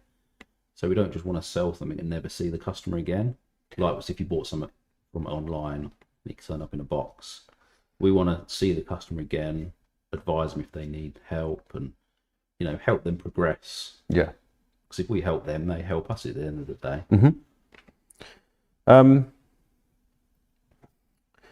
Is it worth chatting about winterproofing, considering on my wedding day a lot of people didn't turn up because I got married, by the way. I'm married now. I'm taken, ladies, sorry, And gentlemen. and gentlemen. 26. You'll be surprised how many comments me and Jakey get on YouTube It's the way you sit. Well, from other men. It's I crazy. put my arm round Ollie. Yeah. So it snowed really bad last week, and it was very frosty. Did you see any machine failures, or did you have any problems with people's equipment? sorry, I missed the first bit. Just frost, winter. Oh, frost. Did you have any issues last Now couple we're of weeks? seeing quite a bit coming through, not just on the petrol stuff, on the mobile hots and the static machines as well. If people turn the whole power off to the machine, like the cabinets we were on about earlier, that takes the frost protection away from it. So that machine will freeze up. Then you start seeing issues with pumps freezing up, causing your seals to go. The machine will generally Boiler burst. fail at the weakest point. So normally if there's something plastic on there fitting, Filters that's normally. likely to crack. Some of the hot machines have chemical valves on. They're all plastic. And they've got liquid going through them, so that's something that will expand and crack, and the machine will just draw in air. So yes, we have seen quite a lot. Prevention. Is that what we're going to talk about? Yeah, let's do prevention. Ideally, if it's a mobile piece of kit, I would always suggest trying to get it out of your van into somewhere warmer. It means you don't have to try and start pumping stuff through it or putting heaters in the van and things like that. So if it's mobile and you can get it out, take it out of the van and put it somewhere where it's not going to freeze. I would always suggest if you can take all the hoses off, run the machine for 10, 15 seconds with nothing in it. It's not going to harm it for that short amount of time, and just try and pump out any water that's in these lines here. So that's to stop the water expanding. So if water sits in here, when water freezes, it expands a small amount. It's going to force its way. If that line is full, it's going to force its way through somewhere, and it can be very forceful and crack these metal fittings, try and push these valve caps up. Your seals are quite soft, really, so they can be disformed. There's a little chamber in front of each of the pistons on your pump, which will hold probably like an egg cup full of water. And if that freezes and expands, then you probably find you won't be able to start your machine because there's nowhere for the pistons to move. Right. The pistons are only ceramic, so Yeah.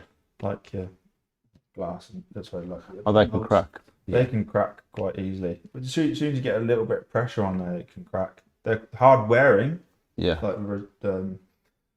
like wearing up and down the piston. But if it's tapped with a spanner or something like that, or let's say frozen up around it, it's going to crack somewhere, which then would rip the seal, which then would drop your pressure down.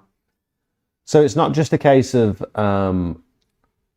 are your lines clear of ice or your hoses clear of ice? It's like even if it appears to be good from the outside, there could still be ice in here, and you could risk damaging the pistons. Yeah, so that's probably the main thing: is take all the hose, disconnect all the hose from your machine, fire it up, Get all the water out of it.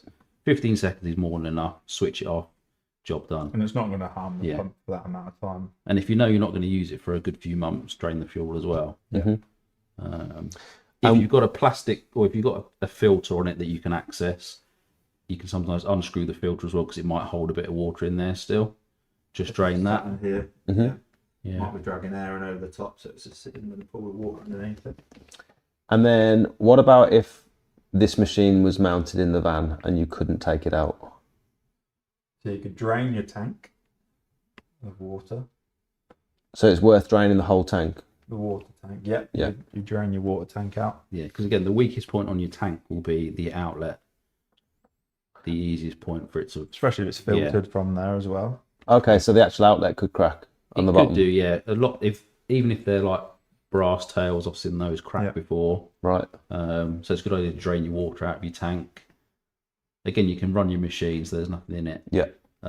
If you know you're going to be using it, like I'll quote Finchy, who's in the chat, when he first had his van mount, we had a real cold spell not long after he had his. Just caught him off guard, didn't it? Caught him off guard, yeah, because we wasn't expecting the cold spell, and his machine froze up. He had water in his pump head, basically. So he brought it in, and we managed to heat up the pump head just with a hot air gun. What were the symptoms of that? He couldn't turn it over? Physically couldn't pull the rope. Right. So he didn't. He did the right thing. He messaged me, and I said come in straight away, and we sorted it because he had a job to do.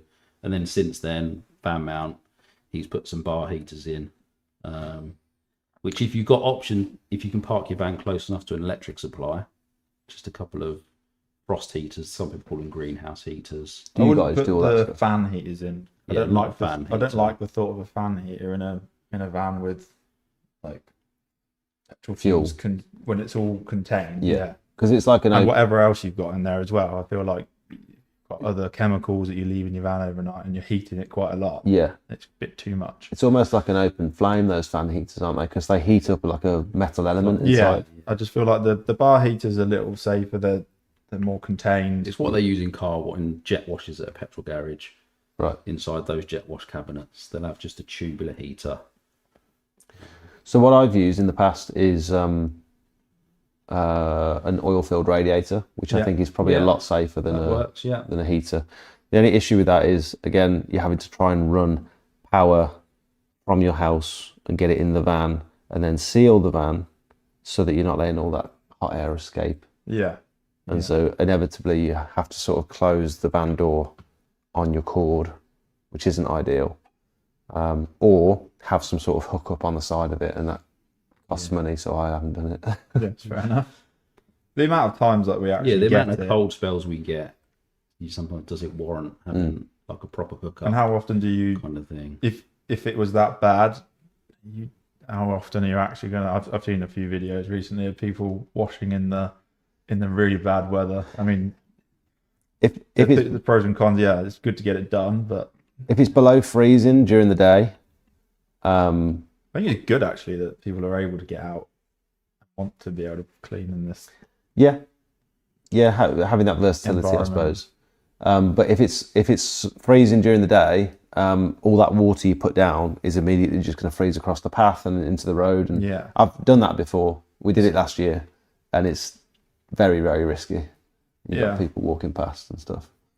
Unsafe on you guys. I don't know how it would sit on your insurance if somebody else had a trip, Yeah, Or probably not slip. great. or possibly even like if it's really bad going down the road, car accident. Yeah. But I'm going too far now. So heat bars, oil-filled radiators. Yeah. Other people are saying that in the chat as well. Other people have also put Here, Alex. like duvets and stuff, blankets over their machine with like a little bar heater underneath it as well, because you don't need to heat the whole van, you just need to heat this section where your machine is, I suppose. Yeah. I think on this note, like if you are thinking about doing a van mount, I think it might be worth thinking about having the van insulated as well, like they would with a camper van. Mm-hmm. You might not have to go that far, but if you're ply lining the sides anyway, maybe think about having the rest of the van with some insulation just to prevent that from happening in the winter. So if you are heating it up, it's gonna stay in there. I wonder if that could be an optional extra. If someone were to order like a van mounted machine or like a custom machine, you could say, do you want the van insulated as well? And or do you want us to fit some tube heaters while we're here?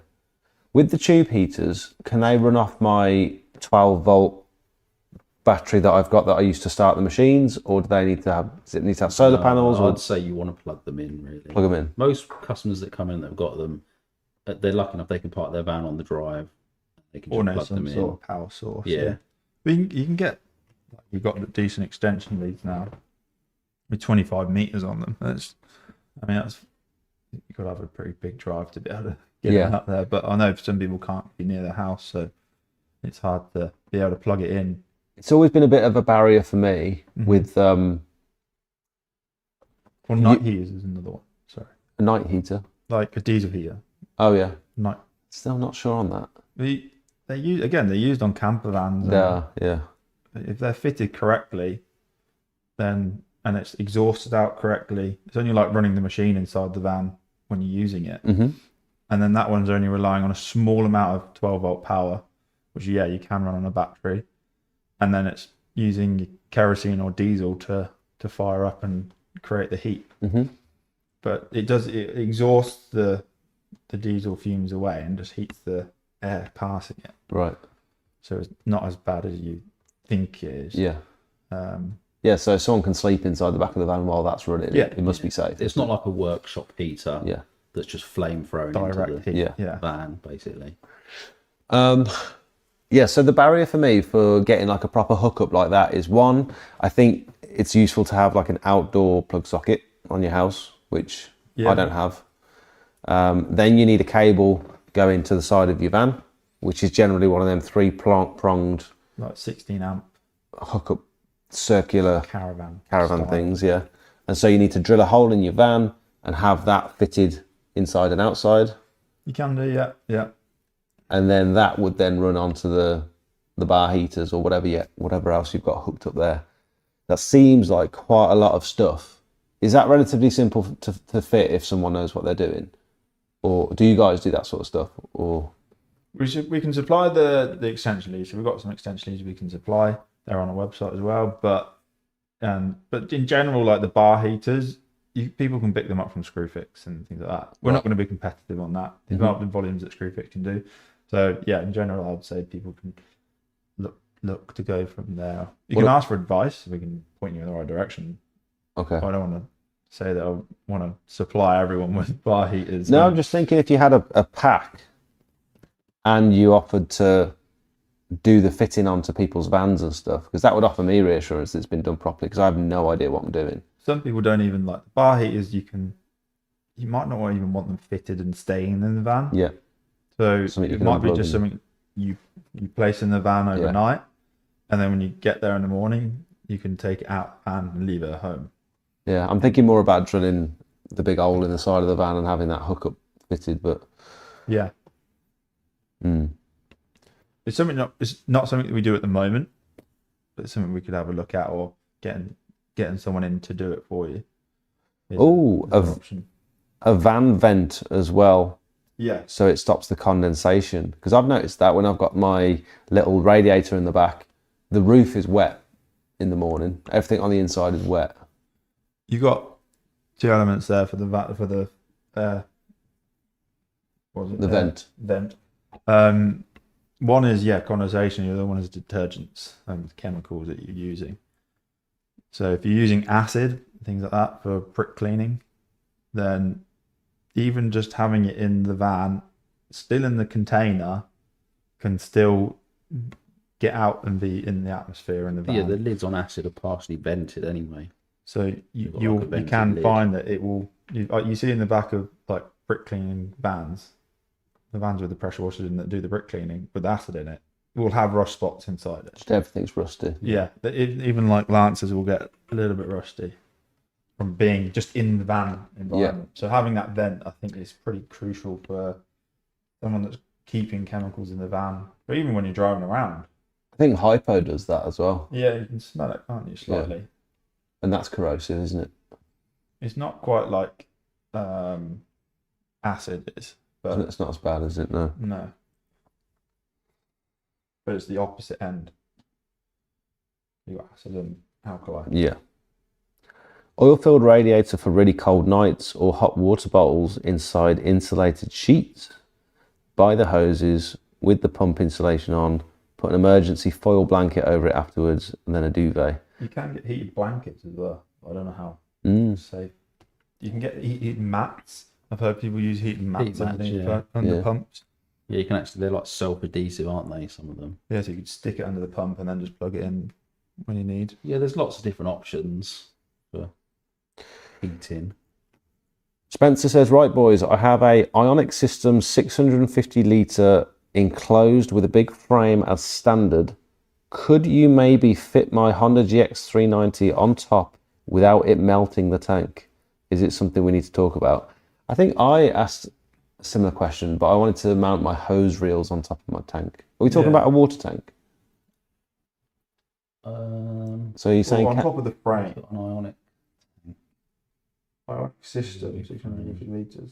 Oh, I guess that's a window. It's tricky to fit anything onto a plastic tank. Yeah, that's a window cleaning You tank, always isn't it? need- Blue. You always need to No, build that's the Genius. some sort of framework. The Ionic ones, yeah. I'm guessing he's asking, can you fabricate a frame around the tank and then put We my could definitely engine look on at top? Yeah. I'd want to see pictures or see it in person to be able to say whether it would work or not. But yeah, send it over if you can. Send it as an email or to my WhatsApp. Yeah, you got the WhatsApp on screen now for everyone to see. Jake, put my WhatsApp on there for everyone to see. Yeah, send it through to that. If you can send it through now, we can have a look at it now for you. Well, my phone's on night mode now, so I need to take it off night mode so I can actually get. How long do you reckon a machine like this, well serviced but equally well used, is designed to last? Let's take the unload of valve out of the equation. It's not a question from the chat. No, Read no, what you no. just said. So we've got a customer that's been running a GX390 machine from us before I started, and he's only just replaced it, so that's probably 10 years. Really? Yeah. But his machine was still good. Did he have anything changed on it? And it, like, unloader valve changed on it, or He would have had unloader valves on it, but effectively the engine side of things, he might have had a new pump, because he wasn't big on his servicing. So I think the pump was knackered at one stage, but effectively had the same machine pretty much for about 10 years without massively regular servicing. that's impressive. Yeah. He used to clean tennis courts in Evesham by the rowing club and things like that. Yeah. Can't say his name in case he's watching. He won't be watching. How to spot signs of something wrong? I suppose we've already been over the hunting or the chasing, so the surging from your machine when you're off the trigger. Noise is like one thing you pick up on how your engine's running, like the noise of it, whether it's getting up to pressure, whether it's getting up to the revs, how quick it's getting up to the revs, whether it's spluttering, whether it's consistent. Yeah, consistent. Yeah. You'll know if it smooth sounds running. different. If you use it enough, you'll know it sound. And then a feel. Vibrations? Yeah, different. It'll feel. It won't feel smooth, or you'll notice a feel. You'll notice maybe you feel different afterwards, like you feel a bit tingly, or so it might say something's up with the machine. There might be a slight air leak or something. It's a bit pulsy. Or Bottom of your hands tingling, your elbow or your shoulders tingling. Yeah, I've had that before. That was with that machine that was chasing, actually. Yeah. Hunting. And that could be down to either something in the seals, so it's not sealing on one of the pistons, or there's 6 valves, there's 3 inlet valves and 3 outlet valves at the top. And if they're like non-return valves, so if a little bit of debris gets caught in one of those, it's not creating that full pressure on that each stroke. So that would create like almost like a misfire with the pump. Okay. That would create that judder. But also, you might spot things on the chassis of your machine, like it should be clean. It shouldn't be oily. If it's oily, there's oil coming from somewhere. Visual, yeah. It shouldn't be. Oh, it's a machine. It's meant to be oily. It's not. The oil's meant to be inside it, not outside. Right. So any mist of oil, not necessarily drips. You might see drips, but might see drips. But I have noticed in the past, I've got like a light mist of oil and dust. Generally, if we've serviced something, we try and give it a real good wash, because you can get oil under the engine when it's serviced, and you might get a little bit of run through. But generally speaking, you shouldn't get a build up of oil on your machine at all. You might not notice it at first, but once dirt starts sticking to it, you'll notice it. So even if you did the service yourself, if you overfill the oil for the gearbox slightly too much, or if the oil's not quite right, it can foam up and then come out the top here, which would then sit underneath the gearbox. Right. So it might make you think that the gearbox is leaking when it's not. It's just coming out the top. And they've got sight glasses on the side, haven't they? And you're supposed to fill them up halfway, like to the dot, I suppose. Just to the dot, or just under it. Yeah. Especially on the transmission, if it's sometimes even just slightly over, because it foams up so much, because it's quite sticky, it will overflow. Yeah, because when that's spinning so fast, you foams can't up really, a lot more. you can't check the oil level really when it's running, can you? You've got to wait till it stops and it's cooled down and everything's settled. And the filler cap on the pump and the transmission, part of it has got like a breather in, so it's meant to breathe. Yeah, so there's the red bit on that transmission and the yellow bit. If that's missing, it can then get moisture in as well, which will mix with the oil, which can then cause it to be contaminated and overflow. Yeah, these caps, these yellow ones. Yeah. These ones can be clipped off. So if they're missing, you need to replace those dipsticks. Water will get into it and then emulsify the oil. And so that's why some of these machines get shipped with different caps that you then have to change when it arrives, so that I guess everything can breathe. Yeah, they put basically a transport plug in, which is non-breathing. It's basically sealed then, so if the carrier tips the machine upside down, it's not going to leak oil everywhere. Again, another reason, like when we do our handovers, we like PDI'd, like pre-delivery inspection. We've checked that machine is running right. It's got all the right fittings on. The oils are correct. It's been run up for 10-15 minutes plus before you've even arrived, so it's confident that that machine's running properly. And also you put in all the proper fittings on it. You put in the with the trigger, you put in the big quick release fittings on there with the triple O-rings. You're pairing it up with a proper trigger, proper lances, proper nozzles, like you've got turbo nozzle. Are you supplying these with these now? Yeah, the little short stubby Oh, nice. adapters. 65-degree fan jet, Yeah. and then a 15-degree fan jet as well. Yeah. So like a rinse nozzle, and then that's like a pressure washing nozzle for cleaning. Pressure. Yeah. Anything else to look out for? I guess smoky exhaust. What could that indicate anything or? Generally, machines maybe been tipped up Right. and there's oil in it, or it's flooded, and if it floods, the fuel will then get into the sump and it will then pass back up and be burnt off. And then if your pump oil looks milky coloured, the same sort of colour as the fuel tank, it means the oil seals have probably perished. And they've got water in it. It's got water in it, it's mixed up. Stop using the machine. Yeah, Why stop using the machine? because there's less lubrication in the backside of the pump, Right. and you'll do damage, basically. So you're better off. I mean, if you need to finish the job, then finish the job. But ideally, you want to stop using the machine, get it in, and the oil seals can be replaced. I guess the water inside the seals can cause corrosion and all sorts, can't it? It's just in the back part of the pump. Also, you've got oil in the back part, which is the grey part, Oh, I see. which lubricates all the gearing, all the crank in there. And then it's the water in the pump head side of things, which lubricates the seals effectively, Okay. which is why you don't want to run your machine dry. One thing small that we missed on the service side was the pull cord as well, replacing the rope on the pull cord. I remember snapping my pull cord twice, I think. I had to use my shoelace to put it all back together again. So that's You not used necessarily... the shoelace to start the machine. Say that again. Did you use the shoelace to start the machine? Yeah, I took the plate off the front, tied my shoelace around it. How big were your boots? Were they like really long boots? It was only the end of... knee-high boots. It was only the end that snapped off, Oh, okay. just outside of the casing. Right. Okay. So I managed to tie my shoelace to the Add a bit cord that was extra. already there, and it actually worked. But so is the pull cord's not a service item? It's just We something. would do it on a service, yeah. Do you? Yeah, Oh, every single service. oh, Yeah. I didn't know Just that. take the case off. Is that why you put this in here? Yeah. Yeah. Oh, I wondered why you thought that was in there. Huh. Is that like It's, cord it's rope. just recall rope. looks or like starter paracord rope. or something? Yeah, it does look like paracord. Yeah, it's just a nylon rope. Mm. Is that It's combined basically with it's non-stretch basically, Yeah. so it stays its length. You cut it. But if you think it's staying outside all the time, that rope's going to perish in time. And if you get to site and that snaps, it must be really annoying. Yeah, I can imagine. Do you want to wrap this up soon? It's like 9:20. I'm conscious of you guys' time. I don't mind. But Is there anything else you wanted to touch on? And by the way, if anyone else has got any questions, this is like a really good opportunity to... You've got two very experienced people that have been around pressure washers for the last 15, 20 years, and they can tell you... Let's do a part 2.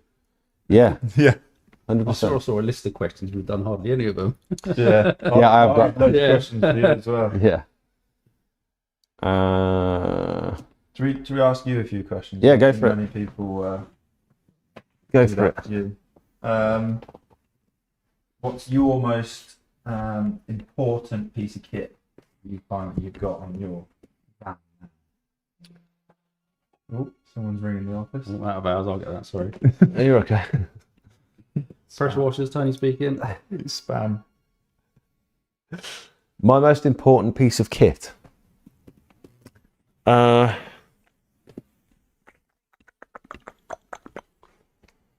It's very hard to say. I mean, obviously the pressure washers are integral to... Right, we'll narrow it down. Rather than pressure washer, what's the most important accessory you've got? Make it easier. I would probably say most useful, most versatile, allows me to do the most jobs is probably a good water-fed pole. Okay.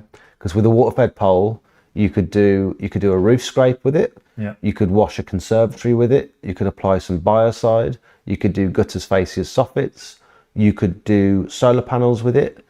You could soft wash a patio with it. if you've got like a chemical pump or whatever. I'm sure there's things I'm missing, but there's so much you can do with a water-fed pole. You could clean windows, you could do a full-time window cleaning around with it. So a high quality, good size, good length water-fed pole with a decent brush on the end. Yeah. So with that, you need something twinned with it. Do you need you use the gardener backpack? Yeah, so you'd always have we always have either a gardener backpack or a chemical backpack.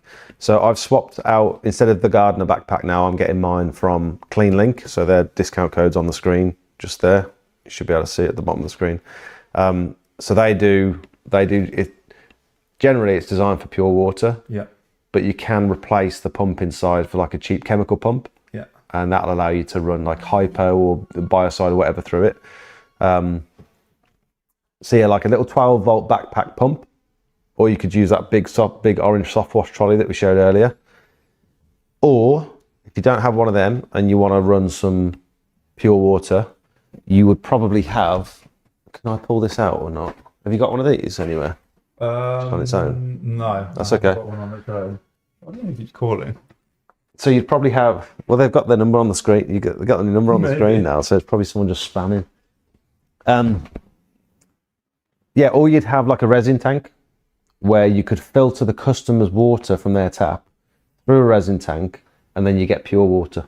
Yeah. So with that, do you find that does a good enough job for what you do? It's not perfect. Okay. It won't get it down to like pure water. So you wouldn't be able to do a window cleaning around with that, but would you find that you can clean up after a job with it enough to not leave watermarks? I don't know. I think you could do a window cleaning around with it, as long as you replace the resin often enough. You maybe wouldn't get away with one DI tank.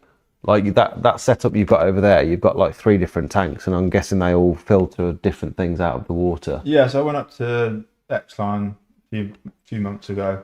I wanted to add to our range and be able to add a bit more of the window cleaning side to it. So yeah, I went up to X-Line. I saw that I got Clive told us to go up there, and a few other people said their kit was good. So went up there. I was very impressed with their kit, and yeah, I've added it onto our range of what we sell. Mm-hmm. So yeah, you've got the orange orange water trolleys, and then the black chemical trolleys. Mm-hmm. Both do the same thing. They pump liquid out, but they hold 45 litres. You can put a 25-litre barrel on the top, and it'll fit in the top, and just fill it up. Mm-hmm. And you fill it up with pure water or with your bio or hypo, Mm-hmm. and then use it that way. So the reason I like the resin tank over carrying loads of pure water in the van with you is that if I run out of pure water, at least I've still got my resin tank that I can plug into the customer's tap. And it's great for us as pressure washers, because our main line of work is not window cleaning. Yeah. But that is a service that we still like to offer on schools, and as part of bigger projects for houses, like we'll do their driveway, and then they might ask us to clean their faces and soffits and windows, and it's just nice to have that option. That's good. Yeah. Good to know what people are out there looking for, etc. I wonder if anyone else has got like a favourite piece of equipment. Spencer's sending pictures over now of his tank. Great. Show the X-Line with the DuPont head, the 9-jet rinse bar. Clive told us about the X-Line poles as well, and he absolutely loves this pole. Understandably, I mean, you feel the weight of that carbon pole. This is the carbon nano. From X-Line. Oh, that is nice, isn't it? Super light, and also Bloody hell, that is like... it's super rigid as well. When you have that out at full length, it doesn't bend. And the main thing is that rinse bar up there. Oh, So it's got inside. lots of small holes, rather than having like 2 jets coming out, I don't know if you can and see that. hitting the glass and spraying off, and not getting the efficient spray and all the water hitting the surface. It's coming out as a bar and staying on that surface. And also it should use less water than 2 open pencil jets. Oh, really? I think partly is the flow of it is less, but also where the water's coming out, it's spreading evenly onto the surface better. I like how thick that brush is as well. It's very thick. It's like a sill brush. So yeah, I went for the sill brush. I bought a couple of them just so that they're in the shop. Yeah. But yeah, that one's a sill one, so it's got the slight angle on it, and then you've got the 2 levels there, slightly firmer and underneath. Yeah, so these would probably get nicely under your fascias, underneath your gutters, so you could do the fascias and soffits nicely. Yeah. And then they've got slightly shorter, stiffer bristles on the inside. That's really nice, actually. That is super light. Quite impressed with I that. would say when that pole's all the way out, it is super rigid too. Yeah. It has like very little flex. And also that's one thing to note on that, which when I went up to X-Line, they told me about it, is James, is like looking at how long a pole you actually might need for soft washing, whatever you're doing, because you might be getting too much. Mm-hmm. Might be buying too much that you don't actually need. I mean, that's 25. I went for the 25, which is slightly longer, but I think most people could get away with the 18 for a 2-story house. I had a That's what you need. 22 Yeah. for a long time, and it served me perfectly fine. The only time where a 22 foot struggled was when we were trying to buy side roofs. Yeah. And we had to really stretch it Trying far. to get to the ridge line or Yeah. Yeah. And there's tends to, like, if you're going over a conservatory or whatever. So now I've got a 35, yeah. but I think you could quite happily get away with a 22 to 27, I think is the sweet spot. That's what, yeah, I went 25 because I thought it would be about right. Mm-hmm. I didn't want to cut people off if it was the 18, but I think, yeah, the 25 works nicely. Did you say they come with a univalve as well? Yes, these ones Yeah. have got the built-in univalve, so I don't know if anyone else knows about the univalve. Most people probably will, but you pull the hose and then the univalve sits inside the pole, and it stops the water, and then starts the water when you pull it again. And you can get a chemical version or a water-fed version.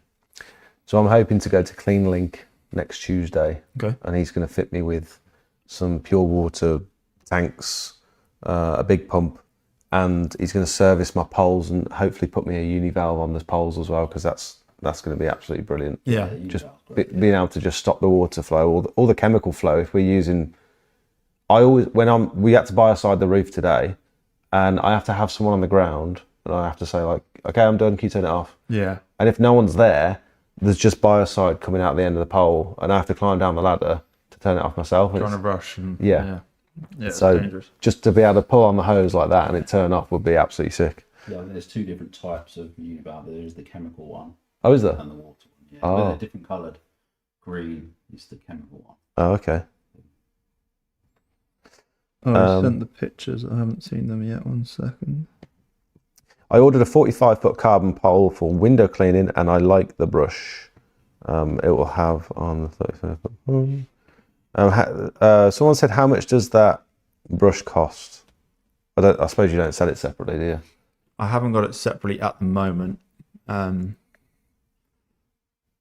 mean, X-Line will at the moment. So you could, I don't want to take him out of a job, so you can definitely go and get it from them, or I can have a look at pricing up for you. So send a message to me on the same WhatsApp. price as it is on X-Line anyway, because we buy from them. Yeah. Oh, okay, same price as Yeah, X-Line. we deal with them, so I'm sure you can get all the components separately. This is what Spencer wants to put a GX390 on the top of. Carl says that trolley will do a full day's work on one It's a charge. nice frame. That's interesting. So that big orange trolley that we showed earlier, He's speaking from experience as well, because he's got one used in there. He's used them for a lot of years. Yeah. Yeah. does he? So yeah, you charge that once, and you can do a full round of full day's window cleaning with it. I suppose you just have to keep spare bottles of pure water to keep filling The it back thing up. with the but- 9-bar spray light, it uses less water. Oh yeah, You yeah. think it'd use more, but apparently you use less water because it's a quicker job. I'm gonna have to get one of them. I think. I bet that'd be better for. I wonder if that'll be good for biocide if the nozzles are big enough to biocide to get through it. Yeah, I would say so, because it's just the bar effectively, Yeah. the middle section. Right. Should we wrap this up? Have you guys got any more questions for me, or do you want to? Is there anything else you wanted to mention? Yeah, I didn't want to make this like a pushy sales thing really. Mhm. So we were trying to. I know we've tried to look at the chat There's some people on there, but we're not going to be able to hear everything. But in general, that when we sell our machines, we want to do a handover and things like that. That's what we've tried to put across. And we're here more for service than just selling lots of machines. So we'd like to hear people's, like Spencer there, he's sent me the images, and we think we'd be able to do something like that for him. We like the little specialist builds that we can try and do. And also the fact that you're doing this, I think says a lot about the type of business that you guys are. Like, it's a lot more about communication than it is just trying to push loads of products out the door. And that has been the number one thing for me over the last, since I first started. I bought from those companies that are just trying to push as many products out the door for as cheap as possible. You don't get the support. Look, which is why there's a place there for it. Everyone needs a place to start from and a price point, and they're probably the ones that are turning up on their adverts. So I'm never going to take away from those guys, and they're giving us, if anything, they're giving us work, because people bring in broken machines and look for new ones. So I'm not going to take that away or say they're rubbish, because there's a place for them. But also, like, you've got your doors open pretty much every day for people to just pop in for a coffee and a chat as well, haven't you? So that's something a lot of other people aren't doing, which is nice. Yeah, Monday, Friday, 8 to about 4 or 5 o'clock. Well, 4:30ish. We're open here. I say we're on WhatsApp. Might not respond straight away, but between me and Tony, we're pretty good at responding to people. Also on emails as well, sales@pwsas.com or workshop@pwsas.com. You guys are in the Discord as well, aren't you? I think I was at the beginning, and then I'm not at the moment. Are you not in the Discord anymore? How dare you? Did you get too many notifications? Yeah. I think Darren's in there, isn't he? Yeah. Speaking of which, if anyone is interested in joining the Discord, maybe we should have Darren here with us. Maybe. We'll all be together. That'll turn it into a different show then. Yeah. You mean Darren from PWS? Yeah. That'll be a different show. Okay. There's a time and a place for Darren. I'm definitely busy that day. I'll tell him you said that. If you guys want to join the Discord, by the way, which is where, like, unfortunately, I can't respond to messages throughout the day now because I get so many on, like, Instagram, WhatsApp, and TikTok and all sorts. So the best place to get one-to-one advice from me would be if you were to join the Discord. There should be a little join button underneath this live stream. If you don't see it there, it'll be on my main channel page. So you can, just hit that join button. Circle members and above get access to the Discord. Support members, that's just a tier that's there if you wanted to support me a little bit every month. But join the Discord. It's full of professionals and it's full of people, like-minded people who are all trying to get towards the same kind of goals, and we're all heading in the same place. So we're not, it's a very friendly place, I will say that. So if you've got any silly questions, like, no questions too silly, but if you have got any silly questions, we'd be happy like to say that as well. Yeah. People don't know. If you don't know, then we don't expect you to know. I think some people expect people to know stuff, but if you're coming from a different background, you might not have any clue about it. We were saying that about the machines that turn the choke on. Yeah. I think a lot of people get into this industry because they want to change from the 9-to-5 office job that they had before. It's a big change. Yeah, it's massive. You're not pressing a button on this to get it going. Some of them you might be able to turn something, but you still need to turn a lever to turn it on. It's not like using your domestic. But we had 3 guys come from Litchfield Boat Club to buy one of these to clean boats. Oh, really? And they'd never used a commercial pressure washer. They'd been using electric. And I said, come over, we'll spend some time with you, try the machine. And they just couldn't get over how powerful it was. Yeah, it is insane Because when they've never used one before. Yeah. So going from, like, a domestic, like something you've cleaned your car with, to one of these, it's insane. Which is, again, is why we like to do the handovers or just come over and try something. We'd rather you tried it before you bought it. You might not be able to handle it, or, it's more than you expect. And There's normally ways you can get around it, like, I don't know, even length of lances. If somebody's a bit shorter and we put too long a lance on, we can change the lance so it's shorter. Or if somebody's taller, you can put a taller lance. And if you've ordered it to your door, you don't get that custom. The general, like, cheaper stuff comes with shorter lances. Yeah. which isn't really made for nasty that. plastic hoses and all sorts. Yeah, which hopefully can be adapted so we can help people for that. So if people do want to get in touch, Oh, we've got some merch we didn't give away. we were going to do a giveaway. It was going to be like hats and t-shirts and stuff. I don't wasn't know it? how you're planning on giving it away. Bollocks, I forgot about that. How can we do it? We'll do a number 2. Can we do a quick one for somebody to? It's quite difficult to set up. I should have set it up beforehand. Is anybody still on? Is anyone There's- still watching? Yeah, What about we say the 13th person on the chat from the beginning Ooh. gets a free mug? 13. Yeah, it's unlucky for some, but not this person. Yeah. I don't know if I could go back that far up, to be honest. If it was you, unlucky. You're not winning. Jake can't find Yeah, I wouldn't be able to go that far up. Oh, you can't go back. No. How can we do? I don't think we can do a giveaway right now. Maybe we'll do one in the Discord after I this. can filter all messages. Daz can come and collect his merch tomorrow. That's fine. Yeah, there's a hat waiting for you. There's a beanie waiting for you. You've been quick to respond. Memberships, gifting. How would I do? I don't think I can do a quick giveaway. I'm sorry, guys. What about? Oh no, let's not say that. I'm thinking of a number. Put the number in the chat. If you're right, put the number. The first person to WhatsApp Ollie now. To be bombarded. I don't think so. That's a terrible idea. I've got their numbers then. That's perfect.